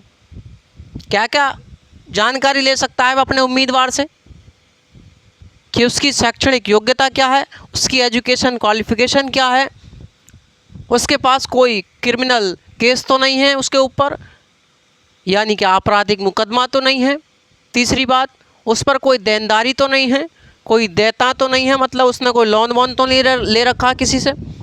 उस पर संपत्ति कितनी है, उस पर संपत्ति कितनी है, ये भी जानकारी ले सकता है। प्लस साथियों, सुप्रीम कोर्ट यही नहीं रुका, सुप्रीम कोर्ट ने तो ये तक कह दिया कि आप संपत्ति का स्रोत भी बताओगे, आप संपत्ति का स्रोत भी बताओगे अपने मतदाता को। मैं आपसे पूछता हूं साथियों कि आप जानकारी लेते हैं जब आपके पास वोट मांगने आते हैं, भाई साहब वोट दे दियो मैं, आप जानकारी लेते हैं उनसे? नहीं लेते, क्योंकि आपको ही जानकारी नहीं है। आप तो जब जानकारी लोगे। तो साथियों मैं कह रहा हूं कि आप पहले आप जानकारी लीजिए, उसके बाद उनसे लीजिए। पहले आप पढ़िए, कहने का मतलब आप पहले पढ़िए, उसके बाद उनसे जानकारी लीजिए। और नहीं देते हैं तो हमें ऐसे लोग पसंद नहीं हैं। अरे गुपचुप आते हैं, गुपचुप आप चुनाव में वोट डाल देते हैं और वही लोग अपराधी सिद्ध हो जाते हैं। वो अपराधी होते हैं, वो पूरी विधानसभाओं में 65% लोग अपराधी घुसे पड़े हैं। कौन चुनता है इन्हें? अरे इन्हें हम बनाते हैं, इसका मतलब हमारी मानसिकता खराब है। वो खराब नहीं है। मैं पूछता हूँ आपसे कि 65% वो खराब हैं, विधायक सांसद खराब हैं, या 65% समाज ही खराब हो चुका है? भैया समाज की मानसिकता ये हो चुकी है, क्योंकि आप चाहते हैं ना कि बाहुबली प्रकार का नेता आए, देखो उनने ये कर दिया, उनने वो कर दिया, उसके पास इतनी ताकत है, इतनी गाड़ी है। अरे भाई किसने बनाया उसे? हमने बनाया, और हमारा पूरा अधिकार है कि हम इन सब बातों को जानें। तो आज के बाद जब कोई आपके पास आए, पहले भैया इनकी जानकारी दे दे, उसके बाद जो अगर हमें अच्छा लगेगा तो हम चुनेंगे, वरना हम ना चुनेंगे। क्लियर है यहाँ तक? चलिए तो ये सब बातें जो आपको मिल रही हैं, ये सब जो अधिकार आपको मिल रहे हैं, ये कहाँ से मिले? ये सब सुप्रीम कोर्ट भाई साहब आपको दे रहा है। ये न्यायपालिका कब दे रही है? जब अब वो स्वतंत्र है। अगर न्यायपालिका भी इसमें शामिल हो जाती तो आप किसके पास जाते? आप किसके पास जाते दरवाज़ा खटखटाने कि मिलॉर्ड देखिए हमारे अधिकारों का उल्लंघन हो गया, हमारा अधिकार सीमित कर दिए गए? कहाँ जाते?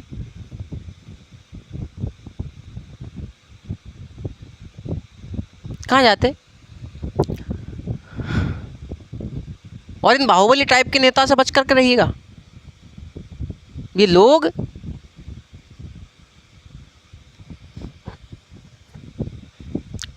आपको ख़त्म करने के प्रयास में, आपके दिमाग पर काबू कर लेंगे ये लोग। अब जो राजनीति भारत में राजनीति हो रही है, अब भारत में राजनीति हो रही है साथियों, वो राजनीति कब्जा करने वाली राजनीति हो रही है। मतलब दिमाग पर कब्जा, मानसिक तौर पर कब्जा किया जा रहा है आपके। और जब मानसिक तौर पर कब्जा कर लिया जाएगा आपके ऊपर, तो आप गुलाम बन जाएंगे। और मानसिक गुलामी 4-6 साल में नहीं जाती, 300, 400, 500 साल लगते हैं भाई साहब। कई पीढ़ियाँ गुजर जाती हैं, लेकिन मानसिक गुलामी नहीं जाती मेरे साथी। इसलिए मैं कह रहा हूँ आपसे कि अपने घर से निकलिए और समाज को जागरूक करिए। जब ये समाज जागरूक हो जाएगा तो सरकार स्वयं जागरूक हो जाएगी, क्योंकि सरकार हमने बनाई है। जिस प्रकार का समाज होता है उस प्रकार के सरकार में लोग बैठते हैं जा करके, क्योंकि वो लोग भी हम में से ही जाते हैं। जब हमारे अंदर मानसिकता खराब है, जब हम ही जाति धर्म मजहब के नाम पर लड़ाई कर रहे हैं, हम ही ऊंच नीच के नाम पर लड़ाई कर रहे हैं, तो हम में से ही जाते हैं विधायक सांसद। तो वो कैसा ना करें? अरे वो तो और माइक लेते हैं और आपको लड़वाने चालू कर देते हैं। मैं कह रहा हूँ आपकी मानसिकता खराब है। यदि आपने समाज सुधार दिया, समाज बहुत बड़ा है, समाज 140 करोड़ की जनसंख्या का समाज है। यदि आपने समाज सुधार दिया तो समझ जाइएगा आपने सरकार सुधार दी, आपने शासन सुधार दिया, सब कुछ सुधर जाएगा साथियों। आपके अपने समाज को सुधारने का प्रयास करें और फिर क्यों कहते हैं आप लोग कि सरकार काम ना कर रही है, ना कर रही, वो ना कर रही? जब चुनाव हो रहे थे, जब मतदान हो रहे थे, उस समय कहाँ बैठे थे आप लोग? उस समय कहाँ थे? अरे उस समय कहाँ था हमारा युवा वर्ग? अंबेडकर साहब ने कहा कि युवाओं को भारत की राजनीति में हिस्सा लेना चाहिए, और राजनीति ही आपके भविष्य का द्वार है। वो आपके भविष्य को डिसाइड करती है राजनीति, और राजनीति में युवाओं को भागीदारी लेनी चाहिए साथियों, आप भी जानते हैं। और उस समय ये लोग, ये जो युवा हैं, आज किसी ने कॉकरोच पार्टी बना दी, कॉकरोच पार्टी के साथ सब युवा लग गए क्योंकि दुखी हैं, परेशान हैं। मैं इनसे पूछता हूँ, उस समय कहाँ थे आप? उस समय आप कहाँ थे जब चुनाव हो रहे थे? आप अपने घर से निकल कर गए? अरे आप घर को तो छोड़िए, आप जितने स्तर में आप रहते हैं, जो आपका एरिया है, आपने वहाँ पर भी मेहनत नहीं की होगी कि आपको किसको मतदान करना चाहिए, किसको मतदान नहीं करना चाहिए। अरे जब आप इतने समझदार थे तो आपको मेहनत करनी चाहिए थी भाई, आपको मेहनत करनी चाहिए थी उस समय। मैं अब भी कहता हूँ आपसे कि आप समाज को सुधार दीजिए, ये सरकार अपने आप सुधर जाएगी। निकल जाइए घर से। और ये देश बहुत गलत हाथों में जा चुका है मेरे साथी, ये आप भी जानते हैं और हम भी जानते हैं। जब देश गलत हाथों में जा चुका है तो मेरे अकेले से काम नहीं चलेगा, आपके अकेले से काम नहीं चलेगा, बल्कि हम सबको एकत्रित होकर के समाज को शिक्षित करना होगा, समाज को एकजुट करना होगा साथियों। इसको बताना होगा कि सही रास्ता क्या है और गलत रास्ता क्या है। मेरे अकेले से काम नहीं चलेगा भाई। तो मैं भी साथ रहूँगा, आप भी रहिए और इस समाज को बदल दीजिए। सरकार भी हम बनाते हैं, सब कुछ हम बनाते हैं। जब हम सुधर जाएंगे तो सरकार अपने आप सुधर जाएगी। तो जिस प्रकार से अब एकजुट हुए हो आप, अगर एकजुट उस समय हो गए होते तो शायद कुछ और दशा होती। उस समय तो वोट आपको जाति धर्म मजहब के नाम पर देना था। जब आपने दिया है वोट तो झेलो अब। तो मेरे साथियों, मेरे जितने भी युवा साथी, आप लोग समझिए, मेरे मूल्यों को समझिए। मैं क्या कहना चाहता हूं आपसे कि आप भी कोशिश कीजिए, हम भी कोशिश करेंगे। इस समाज को बदल दीजिए साथियों, इसको दशा दीजिए। हम विराट कोहली को फॉलो कर रहे हैं, हम हैन तैन को फॉलो कर रहे हैं, तमाम प्रकार के लोग हैं, हम उनको फॉलो कर रहे हैं। हम अंबेडकर को फॉलो नहीं कर रहे, हम गांधी को फॉलो नहीं कर रहे, हम पटेल को फॉलो नहीं कर रहे, हम नेहरू को फॉलो नहीं कर रहे। क्यों? क्योंकि साथियों आपकी शिक्षा व्यवस्था उस स्तर की नहीं रही है कि आपको इन सब व्यक्तियों के मूल्यों के बारे में बताया जाए। मैं कहता हूं आपसे, देश इन सब के विचारों से चलेगा, देश इन सब की विचारधारा से चलेगा। ये देश धोनी कोहली से नहीं चलेगा। अरे धोनी कोहली, अरे आप बन जाइए। आपको किसने मना किया है? संविधान आपको अधिकार देता है। तो मेरे जैसे बहुत युवा लगेंगे इस देश को सुधारने के लिए साथियों। तो अब सब अपने अपने स्तर तक समाज को एकजुट कीजिए, समाज को शिक्षित कीजिए साथियों। अब क्रांति आएगी इस देश में जब जाके ये लोग, जो गलत मानसिकता के लोग बैठ गए हैं, जो युवा को नहीं समझ रहे, जो बेरोजगारी नहीं समझ रहे, जो शिक्षा नहीं समझ रहे, जो स्वास्थ्य नहीं समझ रहे, उनसे पूछो तो देख हिंदू खतरा में है, उनसे पूछो तो देख पाकिस्तान, उनसे पूछो तो देख चाइना, वो गुलाम पड़े हैं, गुलाम बनी पड़ी है सरकार अमेरिका की। सरकार अमेरिका गुलाम बनी पड़ी है भाई। जो ट्रंप कह देता मोदी वो मान लेते हैं, जो ट्रंप कह देता है मोदी मान लेते हैं, गुलाम बने पर। क्यों? मोदी जी के काले चिट्ठों की लिस्ट है उसके पास, ट्रंप के पास। उसे कहते हैं ट्रंप दादा, और ट्रंप दादा के पीछे मोदी जी लगे पड़े। तो ट्रंप दादा ने मना करी ना तेल ना खरीदना भैया। मतलब ट्रंप दादा बताएगा हमको कि हम कहाँ से तेल खरीदेंगे, कहाँ से रिश्ता रखेंगे, कहाँ से ना रिश्ता ना रखेंगे, हैं कहाँ से संबंध रखेंगे, किस देश से संबंध रखेंगे, कहाँ से हमारी स्वतंत्रता है भाई। अरे कहाँ से हमें संबंध रखने, कहाँ से हम बिजनेस करेंगे, कहाँ से ना करेंगे, ट्रंप बताएगा हमको। कहाँ से तेल खरीदेंगे, ट्रंप बताएगा हमको। कौन होता है ट्रंप? हमारा भारत एक संप्रभु राष्ट्र है और संप्रभुता का मतलब ही होता है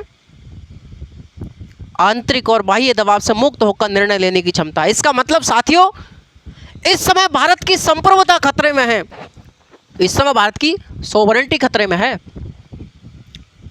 जो मोदी जी गुलाम बने पड़े हैं उसके, और जो मोदी जी के गुलाम है, जो मोदी जी के अंधभक्त है, मैं सीधी बात कहूँगा अंधभक्त,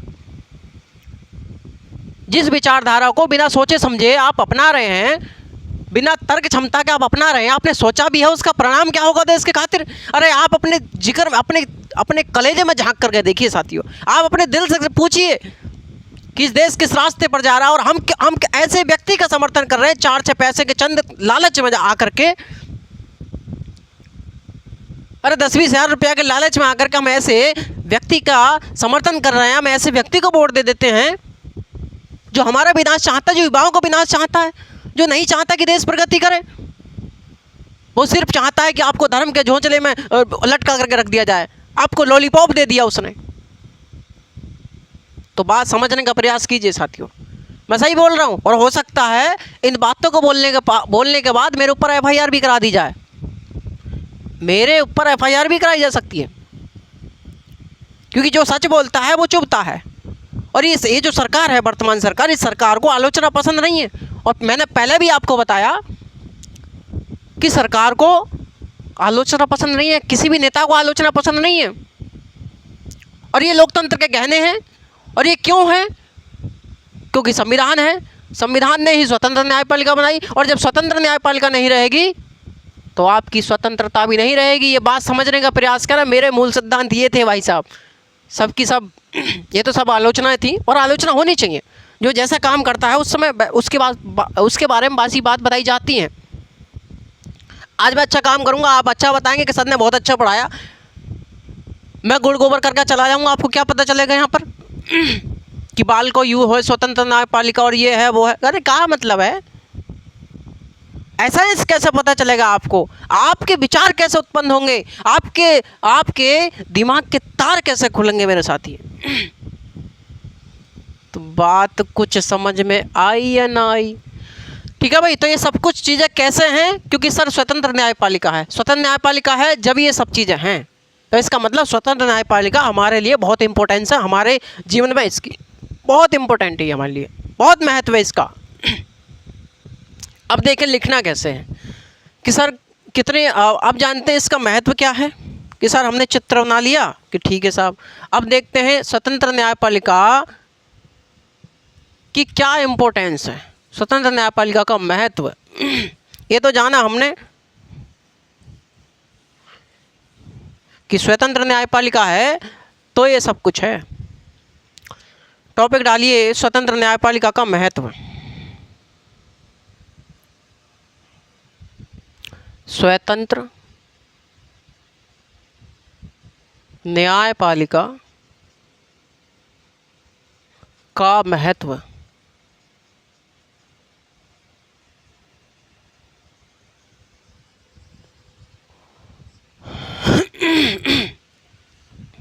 स्वतंत्र न्यायपालिका का महत्व, importance of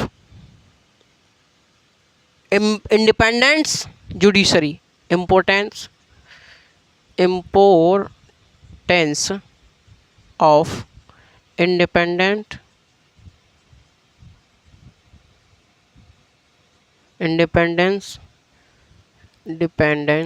of judiciary, independence judiciary.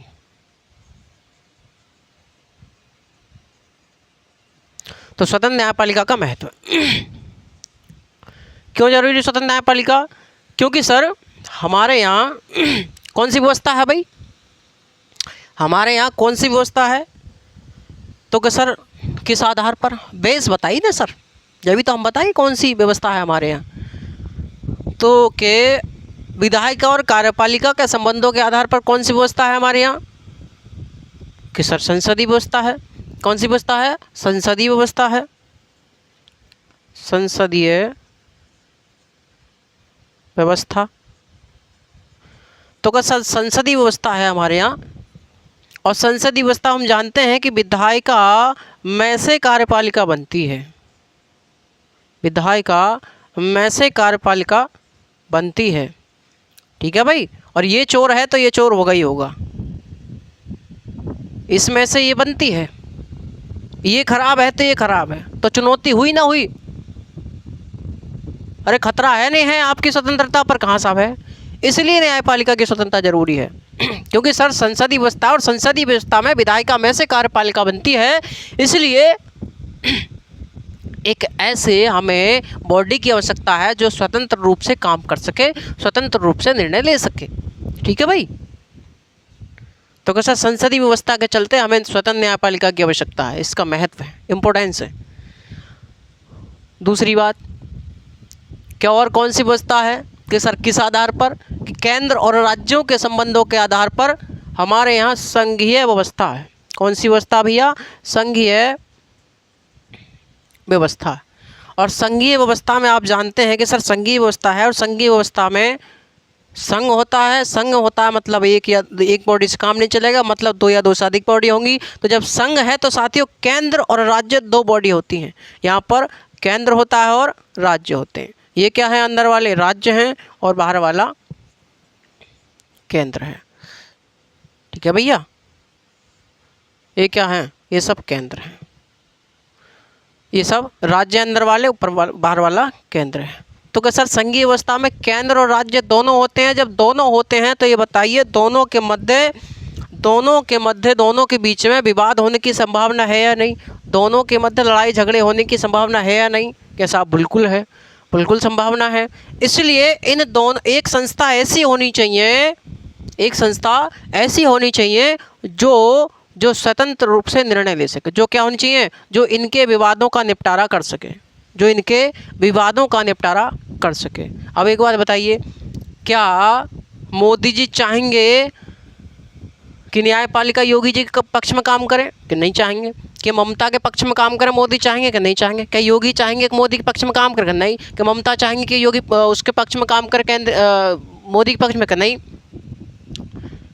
इसीलिए न्यायपालिका स्वतंत्र होगी कि कोई नहीं चाहेगा कि कोई किसी के पक्ष में काम करे। इसलिए न्यायपालिका तो होगी, लेकिन वो कैसी होगी? स्वतंत्र न्यायपालिका होगी।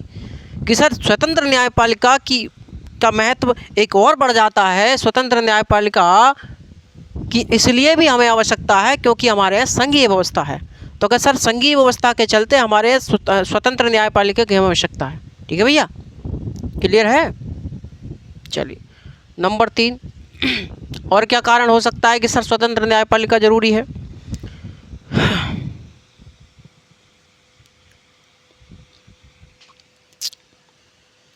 और क्या कारण हो सकता है?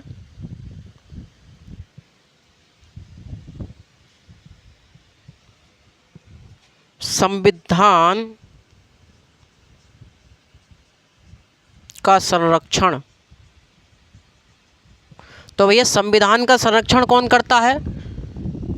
हैं?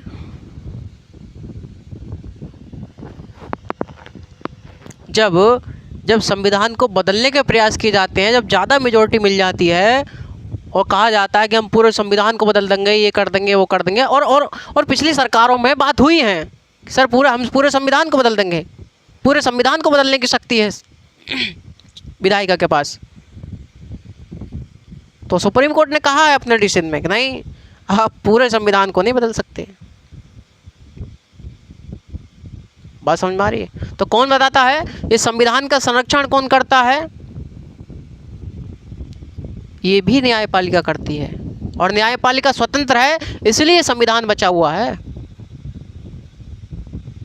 कौन बताता है कि आप संविधान के परे जा रहे हैं, आप संविधान के अंदर रह कर के काम कीजिए। बापू उड़ने की बात मत कीजिए कि भैया लाडले ये सरकार उड़न को काम मत करे, इधर उधर मत भागे। कि बाप है संविधान और हमें इसके अंदर ही रहना है। देख, ना तो तू सर्वोच्च है, ना मैं सर्वोच्च हूँ, ना तुम सर्वोच्च है। सुप्रीम कोर्ट कहता है कि देख, ना तो मैं सर्वोच्च हूँ, ना विधायिका सर्वोच्च है, ना कार्यपालिका सर्वोच्च है। सर्वोच्च अपना बाप, और बाप है संविधान। तो हम सबको इसके अधीन ही रहना है। तो संविधान का संरक्षण करती है स्वतंत्र न्यायपालिका, इसलिए न्यायपालिका जरूरी है। और मौलिक अधिकारों का गारंटर कौन है भैया? मौलिक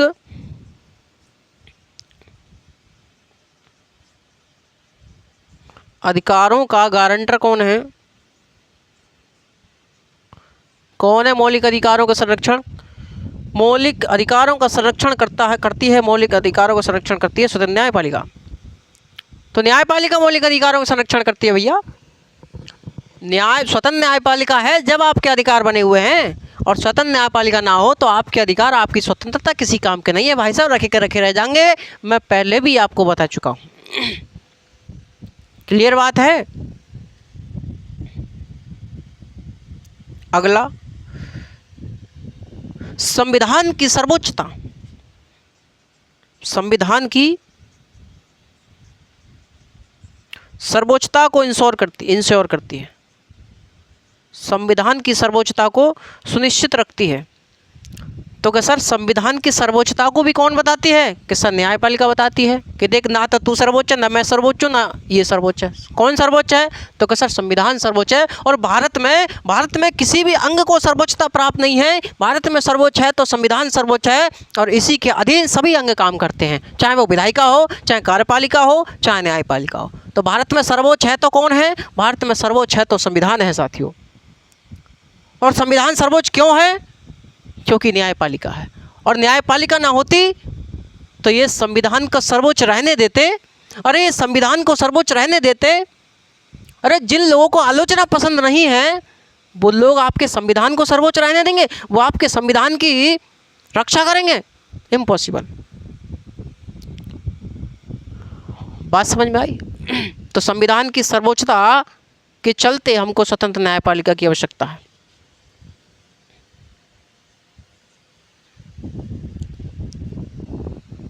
संविधान की सर्वोच्चता के चलते स्वतंत्र न्यायपालिका की आवश्यकता हमको है।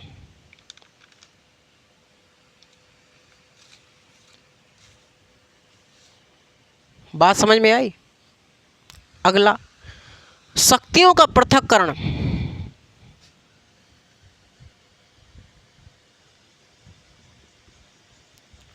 शक्तियों का पृथक्करण, सेपरेशन ऑफ पावर के चलते। सेपरेशन ऑफ पावर मतलब विधायिका, कार्यपालिका और न्यायपालिका के मध्य क्या है? शक्ति एवं कार्यों का विभाजन है। शक्तियों का पृथक्करण है कि तू ये काम करेगा, तू ये काम करेगा, और तू ये काम करेगा। इसके चलते भी हमें न्यायपालिका की आवश्यकता पड़ती है। क्योंकि कौन बताएगा, अरे कौन बताएगा कि विधायिका तेरे काम है कानून बनाना, कार्यपालिका तेरे काम है कानूनों को लागू करना, न्यायपालिका हमारा काम है इनका विवाद सुलझाना और विवादों का निपटारा करना, और अगर कोई कानून संविधान से सम्मत नहीं है तो उसको ख़त्म कर देना, हमारा ही काम है। तो कौन बताता है? न्यायपालिका ही बताती है। जब ये अपने क्षेत्र से बाहर जाके काम करने लगते हैं तो सर शक्तियों का पृथक्करण है, इसलिए भी हमें स्वतंत्र न्यायपालिका की आवश्यकता है। और शक्ति एवं कार्यों का नियंत्रण एवं संतुलन के चलते, शक्ति एवं कार्यों का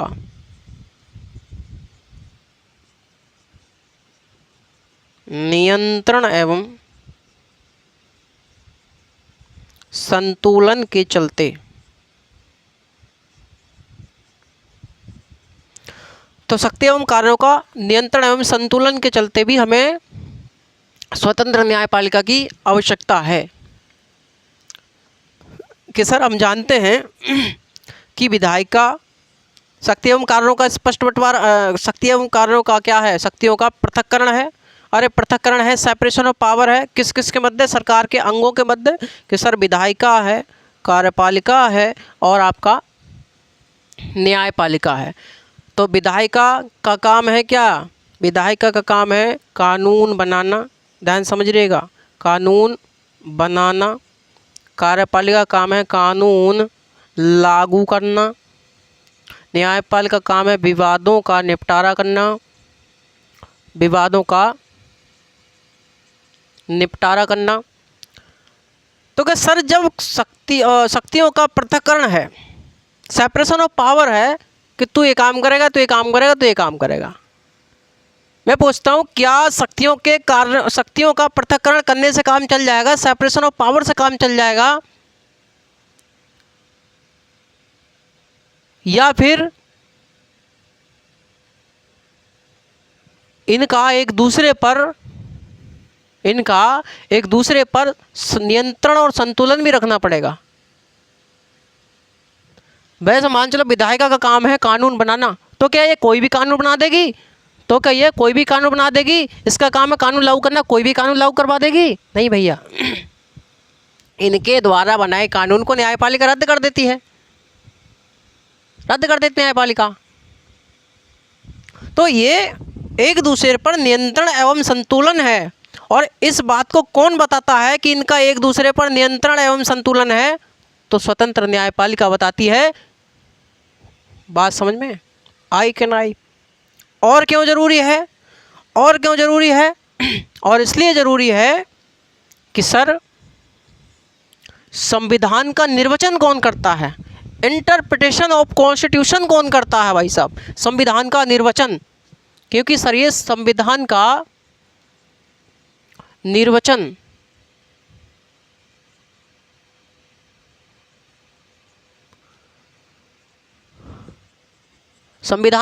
कौन करता है? तो न्यायपालिका करती है। बात समझ में आई? संविधान का निर्वचन, इंटरप्रिटेशन न्यायपालिका ही करती है। यदि कहीं फंसती है, सरकार फंसती है या फिर कोई विधायिका फंसती है, तो क्या बताती है? न्यायपालिका ही बताती है कि आपको ऐसे करना है। और निर्वचन के लिए न्यायपालिका जरूरी है। विधायिका नहीं बताएगी कि संविधान का निर्वचन है, हम करेंगे निर्वचन। नहीं भैया, सुप्रीम कोर्ट बताता है। तो कि मैंने आपको बताया कि सर इम्पोर्टेंस क्या है इंडिपेंडेंस जुडिशरी की, इसका महत्व क्या है? तो सर इसका महत्व बहुत ज़रूरी है हमारे जीवन में। इसका महत्व है, बहुत है भैया। ये क्यों ज़रूरी है? तो सर ये इसलिए ज़रूरी है, स्वतंत्र न्यायपालिका इसलिए ज़रूरी है, इसलिए इसका महत्व है क्योंकि सर संसदीय व्यवस्था है। संसदीय व्यवस्था के चलते स्वतंत्र न्यायपालिका है। क्यों सर? संसदीय व्यवस्था में विधायिका में से कार्यपालिका बनती है, इसलिए एक बॉडी ऐसी होनी चाहिए जो इन दोनों के प्रभाव से मुक्त होकर कार्य कर सके, मुक्त होकर निर्णय ले सके। कि सर संसदीय व्यवस्था है इसलिए न्यायपालिका ज़रूरी है, इसलिए न्यायपालिका की स्वतंत्रता जरूरी है। दूसरा, संघीय व्यवस्था। संघीय व्यवस्था है, संघीय व्यवस्था में दो बॉडी होती है, एक केंद्र होता है, दूसरा राज्य होता है। जब दोनों होते हैं तो दोनों के मध्य विवादों की संभावना है या नहीं है, टकराव की संभावना है या नहीं है? कि सर बिल्कुल है। इसलिए हमें स्वतंत्र न्यायपालिका जरूरी है, क्योंकि कोई नहीं चाहेगा कि ये इसके पक्ष में काम करे, ये इसके पक्ष में काम करे, इसलिए स्वतंत्र है। तो क्या सर संघीय व्यवस्था है इसलिए हमें स्वतंत्र न्यायपालिका की आवश्यकता है। प्लस संविधान का संरक्षण कौन करता है? यही न्यायपालिका बताती है, यही न्यायपालिका करती है संविधान का संरक्षण। मौलिक अधिकारों का गारंटर कौन है? कहाँ जाते हैं आप मौलिक अधिकारों के हनन पर? डायरेक्ट सुप्रीम कोर्ट चले जाते हैं। यही रक्षा करती है मौलिक अधिकारों की। और संविधान की सर्वोच्चता को कौन बताता है? कि बापू, विधायिका ना तो तू सर्वोच्च है, कार्यपालिका ना तू सर्वोच्च है, न्यायपालिका ना तो सर्वोच्च है, बल्कि सर्वोच्च है तो बाप है। और बाप क्या है? बाप है संविधान। तो बाप है संविधान, और संविधान ही सबके कार्यों का विभाजन करता है।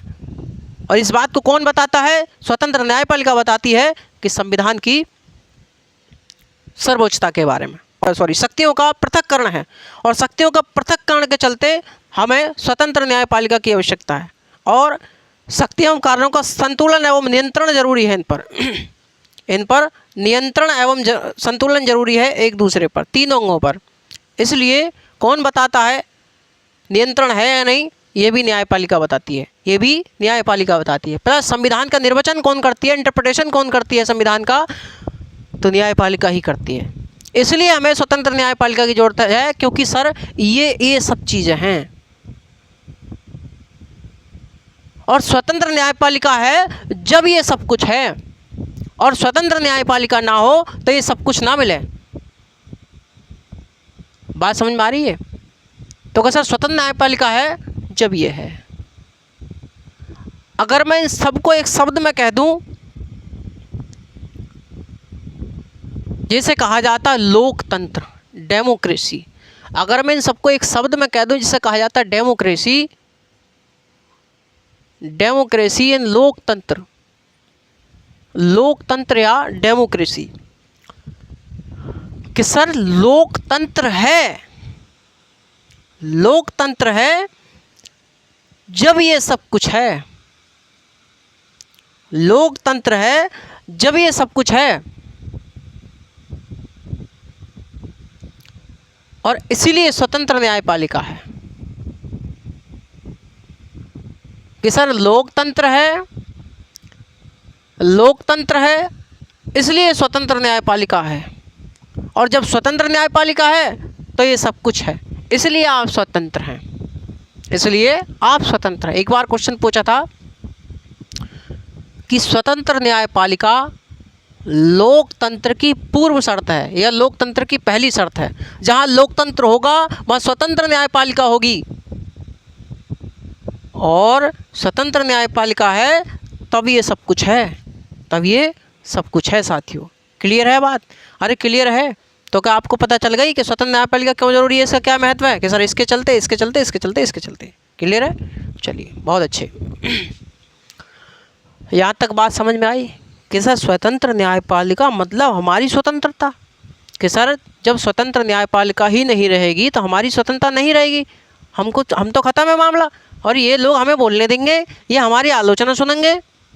नहीं भैया, ये आपकी आवाज़ नहीं सुन सकते, क्योंकि जिस व्यक्ति को आलोचना पसंद नहीं है वो आपके संविधान की रक्षा करेगा,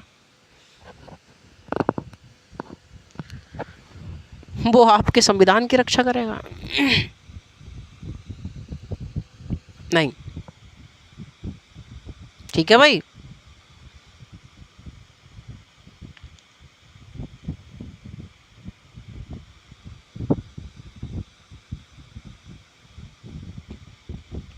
आगे बढ़े अब। तो सर स्वतंत्र न्यायपालिका का महत्व हमने देख लिया, इम्पोर्टेंस ऑफ इंडिपेंडेंस जुडिशरी, बहुत महत्व है गुरु जी, कि ये सब कुछ है इसलिए स्वतंत्र न्यायपालिका है। क्लियर है कि सर स्वतंत्र न्यायपालिका बहुत इम्पोर्टेंट है हमारे जीवन के लिए, हमारे जीवन का आधार है वो। आप जियोगे इस सब्जेक्ट को, मैं कह रहा हूँ आपसे कि सर स्वतंत्र न्यायपालिका मतलब आप जियोगे इसको। मैं आपसे कह रहा हूँ कि सर ये व्यवस्थाएं हैं, संविधान की सर्वोच्चता है तो स्वतंत्र न्यायपालिका है। क्यों सर? कौन बताता है? यही बताता है, वरना ये तो ख़त्म कर चुके होते अब तक। बात समझ में आई साथियों? तो मैं आपसे जितनी बातें बता रहा हूँ आप लोग कान खोल करके सुन लीजिएगा। तो ये बातें ध्यान रखिए, ये बातें ध्यान रखिएगा भाई मेरे साथी। क्लियर है? अरे हाँ या ना? तो चलिए भाई अगली बात करते हैं। इसे ज़रा उतार लीजिए, जो भी मैंने इसके टॉपिक लिखे हैं उतार लीजिए इसे फटाफट।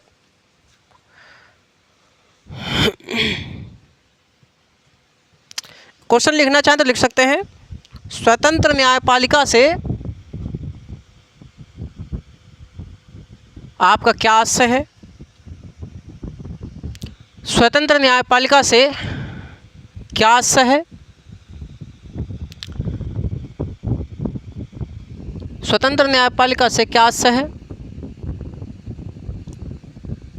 स्वतंत्र न्यायपालिका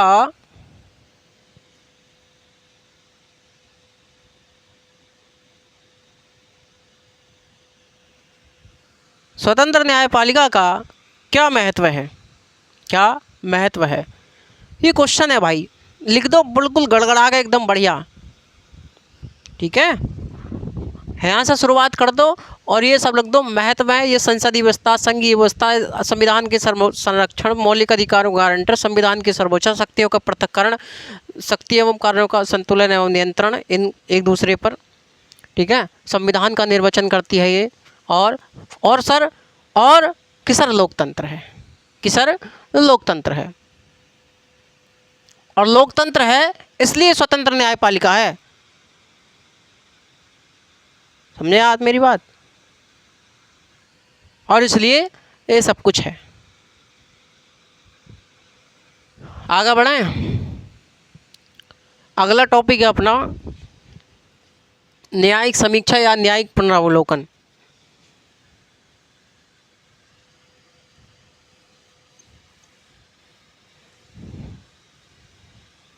न्यायिक समीक्षा या न्यायिक पुनरावलोकन।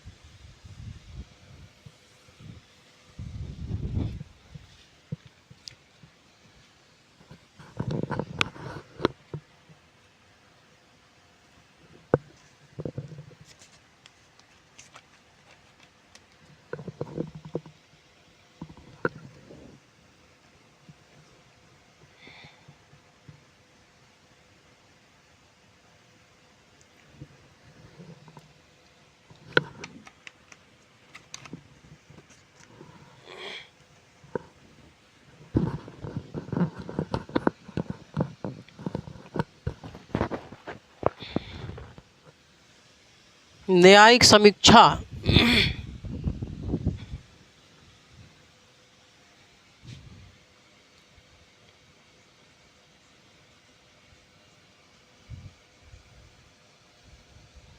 या पुनरीक्षण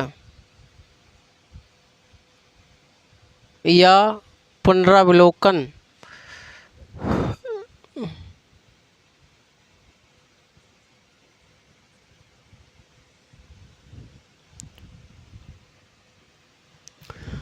न्यायिक पुनरावलोकन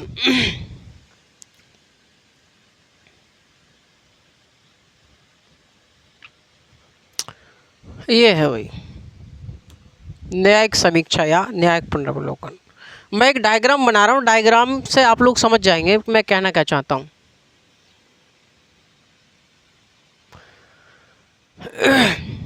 कि सर विधायिका में से बनती है कार्यपालिका, ठीक है साहब, संसदीय व्यवस्था हो गई, और ये बन गई कार्यपालिका, ये रही आपकी विधायिका, लेजिस्लेटिव और एग्जीक्यूटिव। कार्यपालिका कि सर विधायिका में से बनती है कार्यपालिका, और न्यायपालिका क्या है? न्यायपालिका स्वतंत्र है।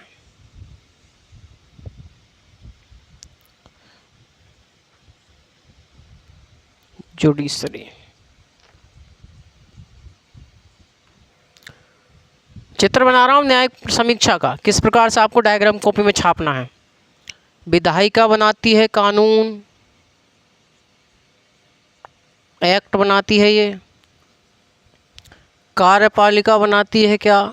कोई नीतियाँ बनाती है, ये नीतियाँ बनाती है। और जो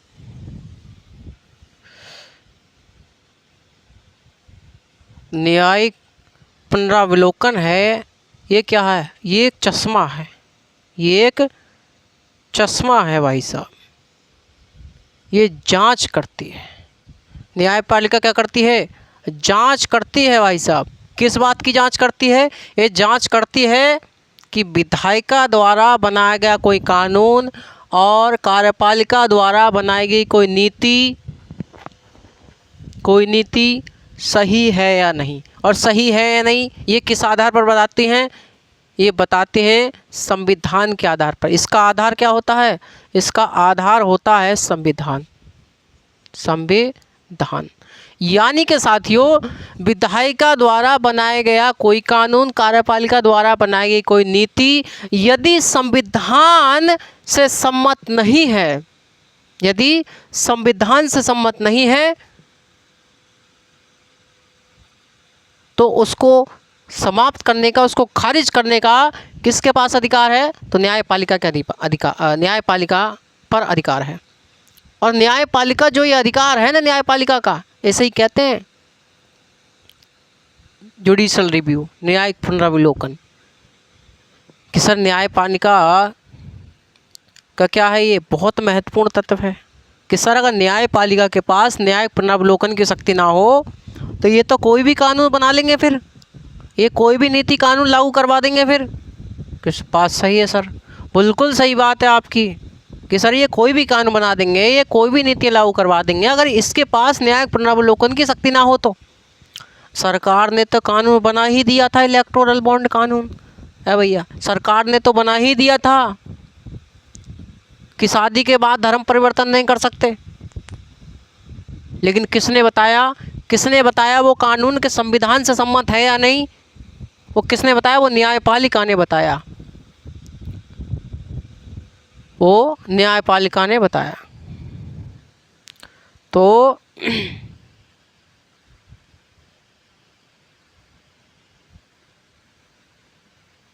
लिखिए जरा, इसमें लिख लीजिए थोड़ा सा कि न्यायिक पुनरावलोकन के बारे में। न्यायिक समीक्षा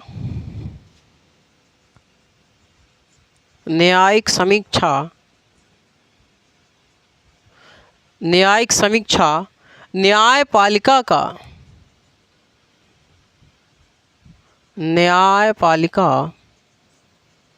का सर्वाधिक महत्वपूर्ण तत्व है, जिसके द्वारा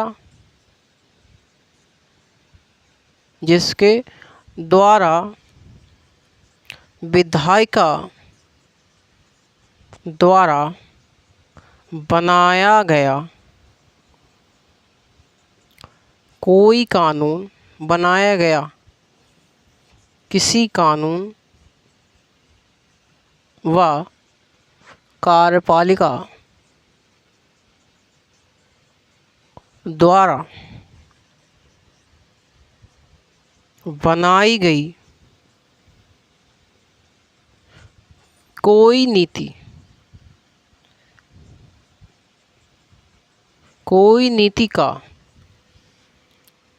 का संवैधानिक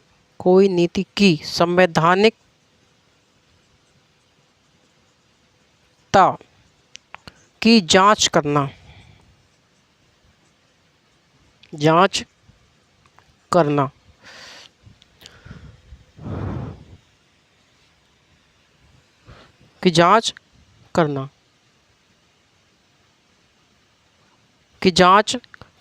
या फिर लिखते हैं जांच करती है, संवैधानिकता की जांच करती है। यदि संविधान सम्मत ना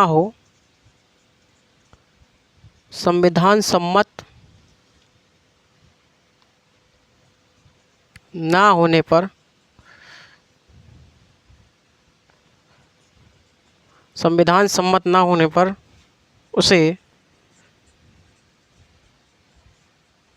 खारिज कर देती है।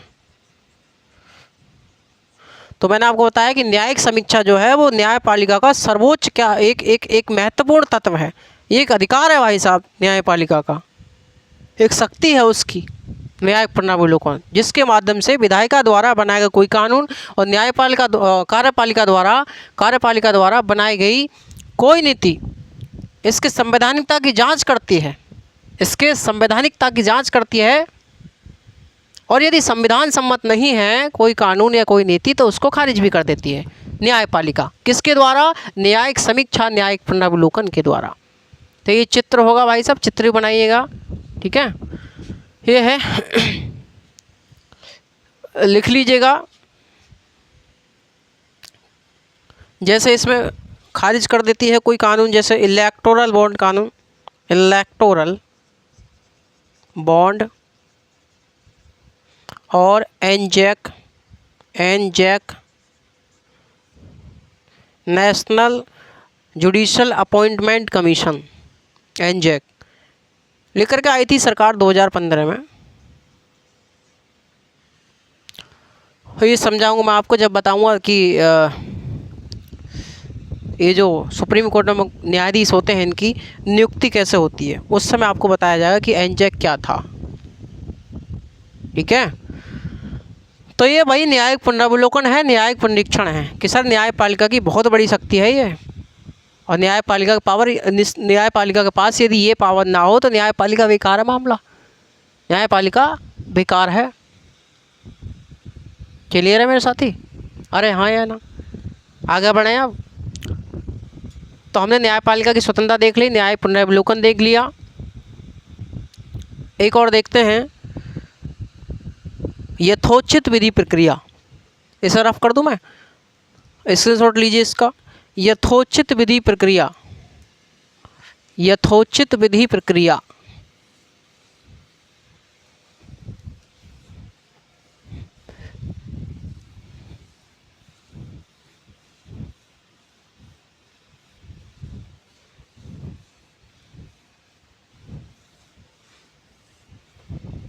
यथोचित विधि प्रक्रिया,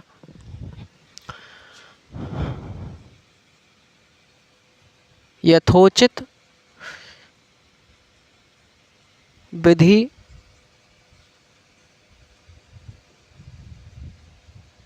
प्रक्रिया। ये कहाँ से? ये अमेरिका, ये अमेरिका से ली है। ठीक है भैया। दूसरा है विधि द्वारा स्थापित प्रक्रिया, विधि द्वारा स्थापित प्रक्रिया। एक यथोचित विधि प्रक्रिया, एक विधि द्वारा स्थापित प्रक्रिया। एक यथोचित विधि प्रक्रिया, एक विधि द्वारा स्थापित प्रक्रिया। ठीक है भाई।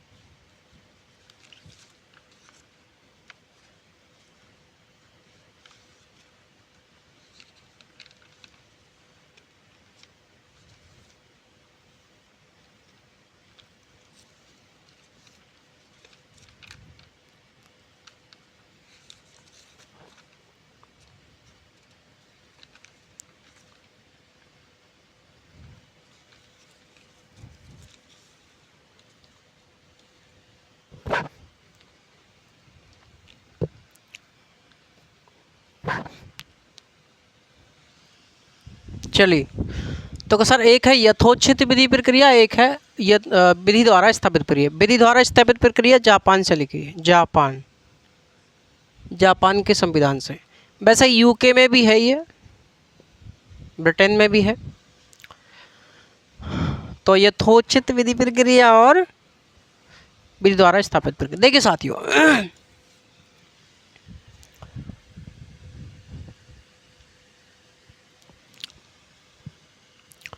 ये जो यथोचित विधि प्रक्रिया है ना, इसमें क्या होता है, मान के चलो ये विधायिका है ना,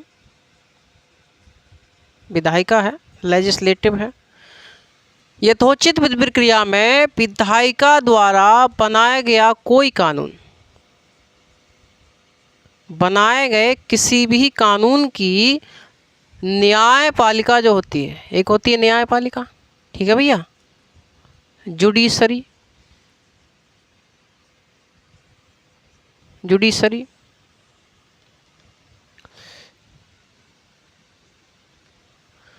तो कि विधायिका द्वारा बनाए गए किसी भी कानून की न्यायपालिका द्वारा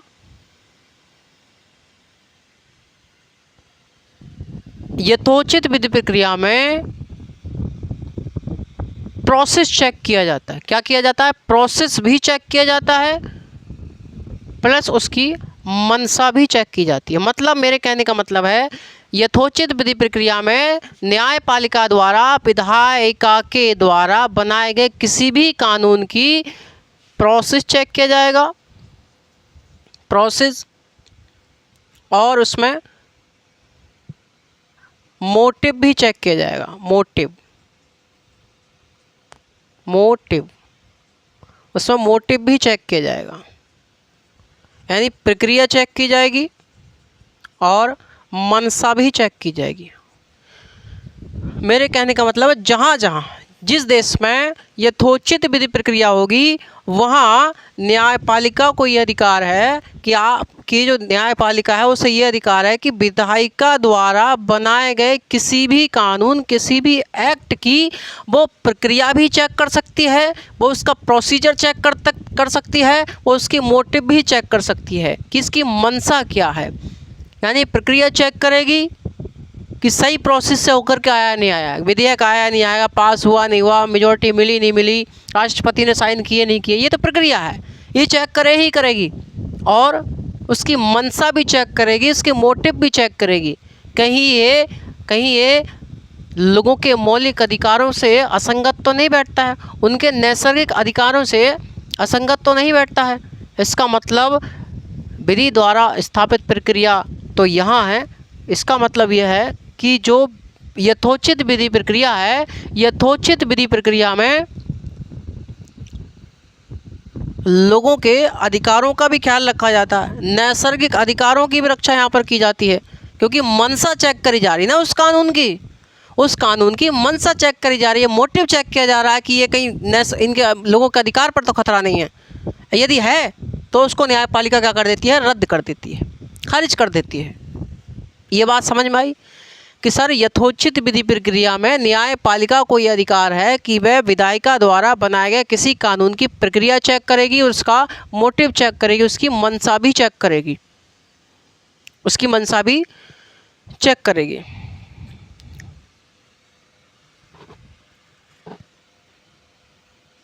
दूसरा, विधि द्वारा स्थापित प्रक्रिया में क्या होता है?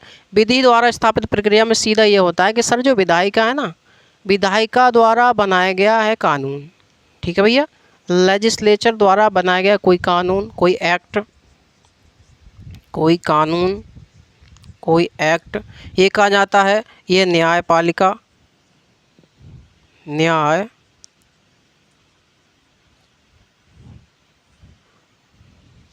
यदि इसके पास ये जाएगा तो न्यायपालिका को ये अधिकार है कहाँ पर, विधि द्वारा स्थापित प्रक्रिया में, कि सर जहाँ जहाँ विधि द्वारा स्थापित प्रक्रिया है वहाँ की न्यायपालिका को ये अधिकार है कि वह विधायिका द्वारा बनाए गए किसी भी कानून की प्रक्रिया चेक करेगी। ओनली क्या करेगी? ओनली प्रक्रिया चेक करेगी, प्रक्रिया चेक करेगी, यानी प्रोसीजर चेक करेगी, प्रोसेस चेक करेगी। क्लियर है?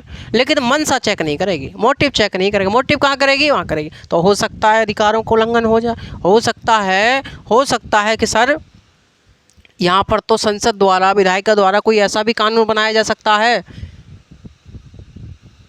कि वो लोगों के अधिकार से असंगत हो, लोगों के अधिकारों को कम करता हो, उनके प्राकृतिक अधिकारों को कम करता हो, उनके नैसर्गिक अधिकारों को कम करता हो, उनके मौलिक अधिकारों को कम करता हो। कैसा? बिल्कुल हो सकता है, ऐसा हो सकता है, बनाया जा सकता है कानून। इसका मतलब सर यहाँ पर विधि द्वारा स्थापित प्रक्रिया में तो संसद पावरफुल हुई, संसद की सर्वोच्चता हुई फिर कि सर ये तो कुछ भी कानून बना सकती है और न्यायपालिका तो केवल उसकी प्रोसीजर चेक करेगी, उसकी प्रक्रिया चेक कर सकती है ओनली, बस। क्लियर है? हाँ या ना? चलिए।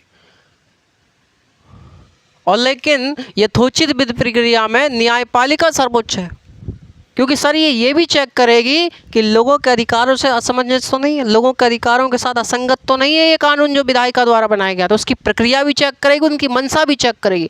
तो यहाँ पर न्यायपालिका सर्वोच्च हो सकती है, यहाँ पर न्यायपालिका की सर्वोच्चता है, न्यायपालिका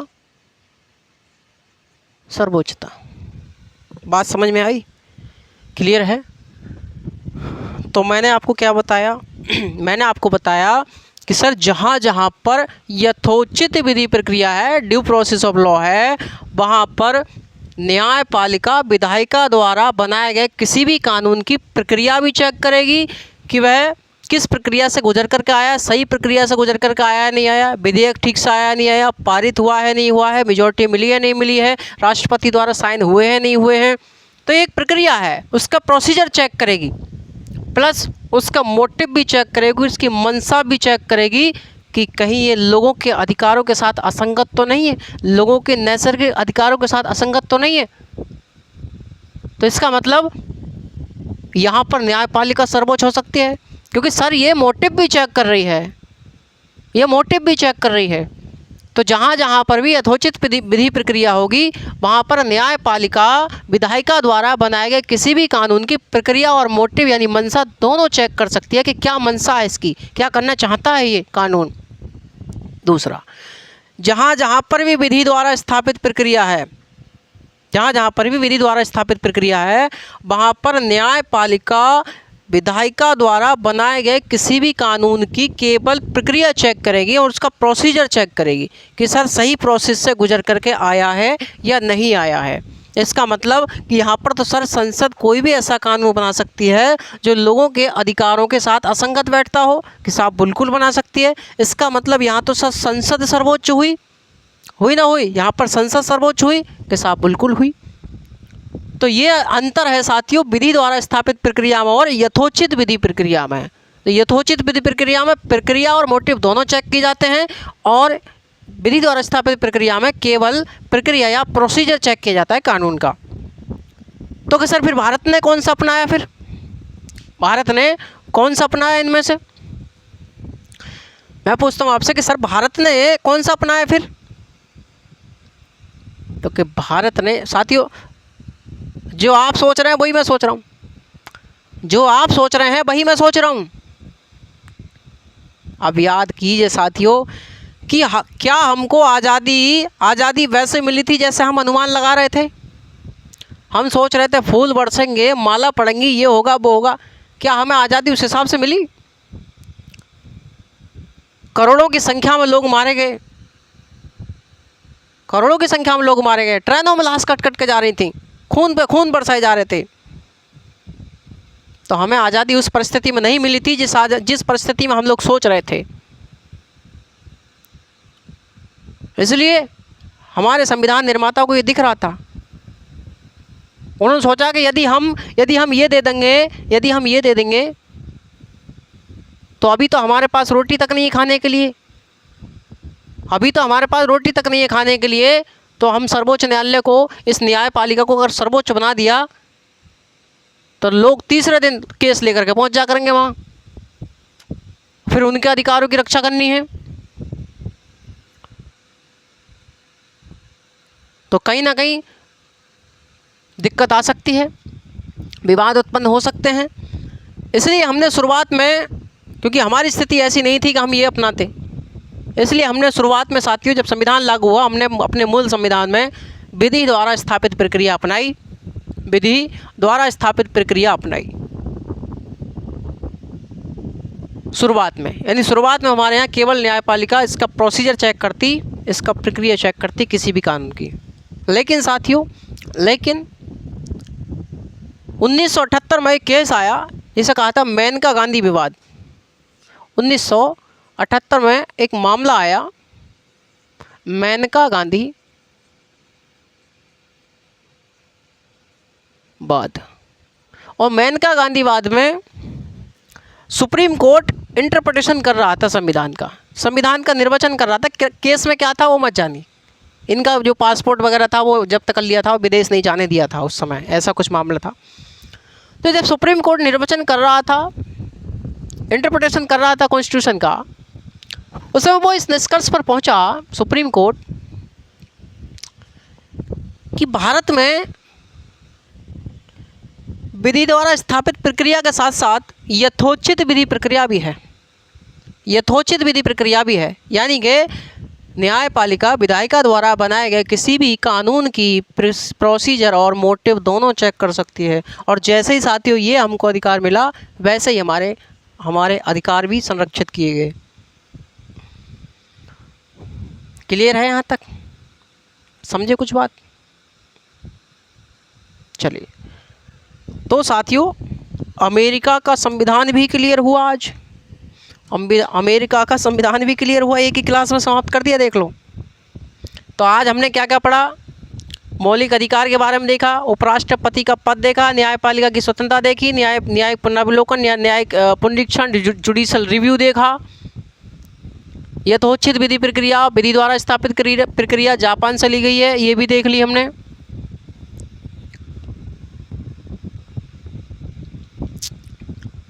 प्रस्तावना और सुप्रीम कोर्ट और हाई कोर्ट के जजेस को पद से हटाया जाना, राष्ट्रपति पर महाभियोग, ये सब बातें करेंगे आगे। तो अमेरिका का आज क्लियर हुआ, क्लियर है। तो यहाँ तक किसी को कोई समस्या है तो बताए भाई, ध्यान मत भूल जाइएगा कि न्यायपालिका स्वतंत्र है, इसलिए हम स्वतंत्र हैं। और हम स्वतंत्र हैं, हम स्वतंत्र क्यों हैं? क्योंकि सर लोकतंत्र है, क्योंकि सर लोकतंत्र है। कि सर लोकतंत्र है तो हम स्वतंत्र हैं, और हम स्वतंत्र हैं इसलिए न्यायपालिका है। बात समझ में आ रही है? तो भाई न्यायपालिका की स्वतंत्रता का बहुत महत्व है हमारे जीवन में। संसदीय व्यवस्था है इसलिए, संघीय व्यवस्था है इसलिए, संविधान की सर्वोच्चता को दिखाने के लिए, संविधान का संरक्षण, मौलिक अधिकारों का गारंटर, संविधान का निर्वचन के लिए।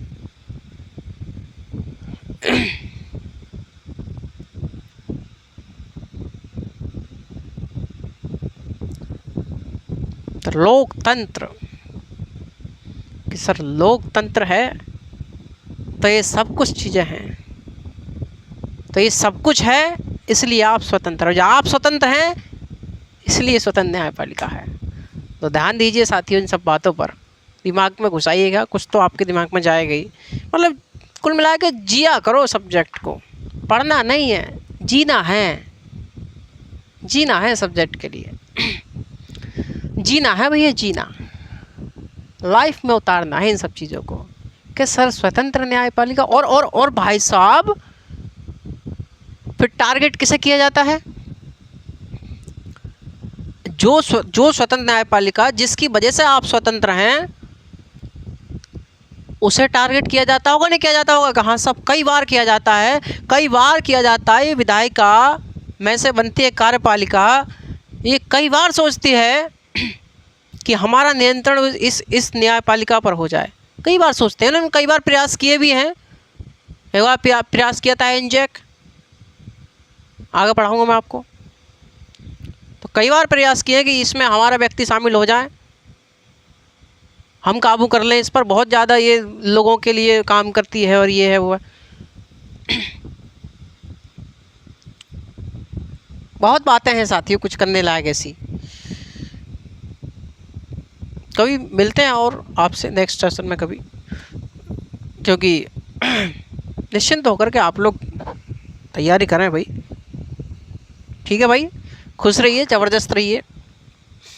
नमस्कार, जय हिंद।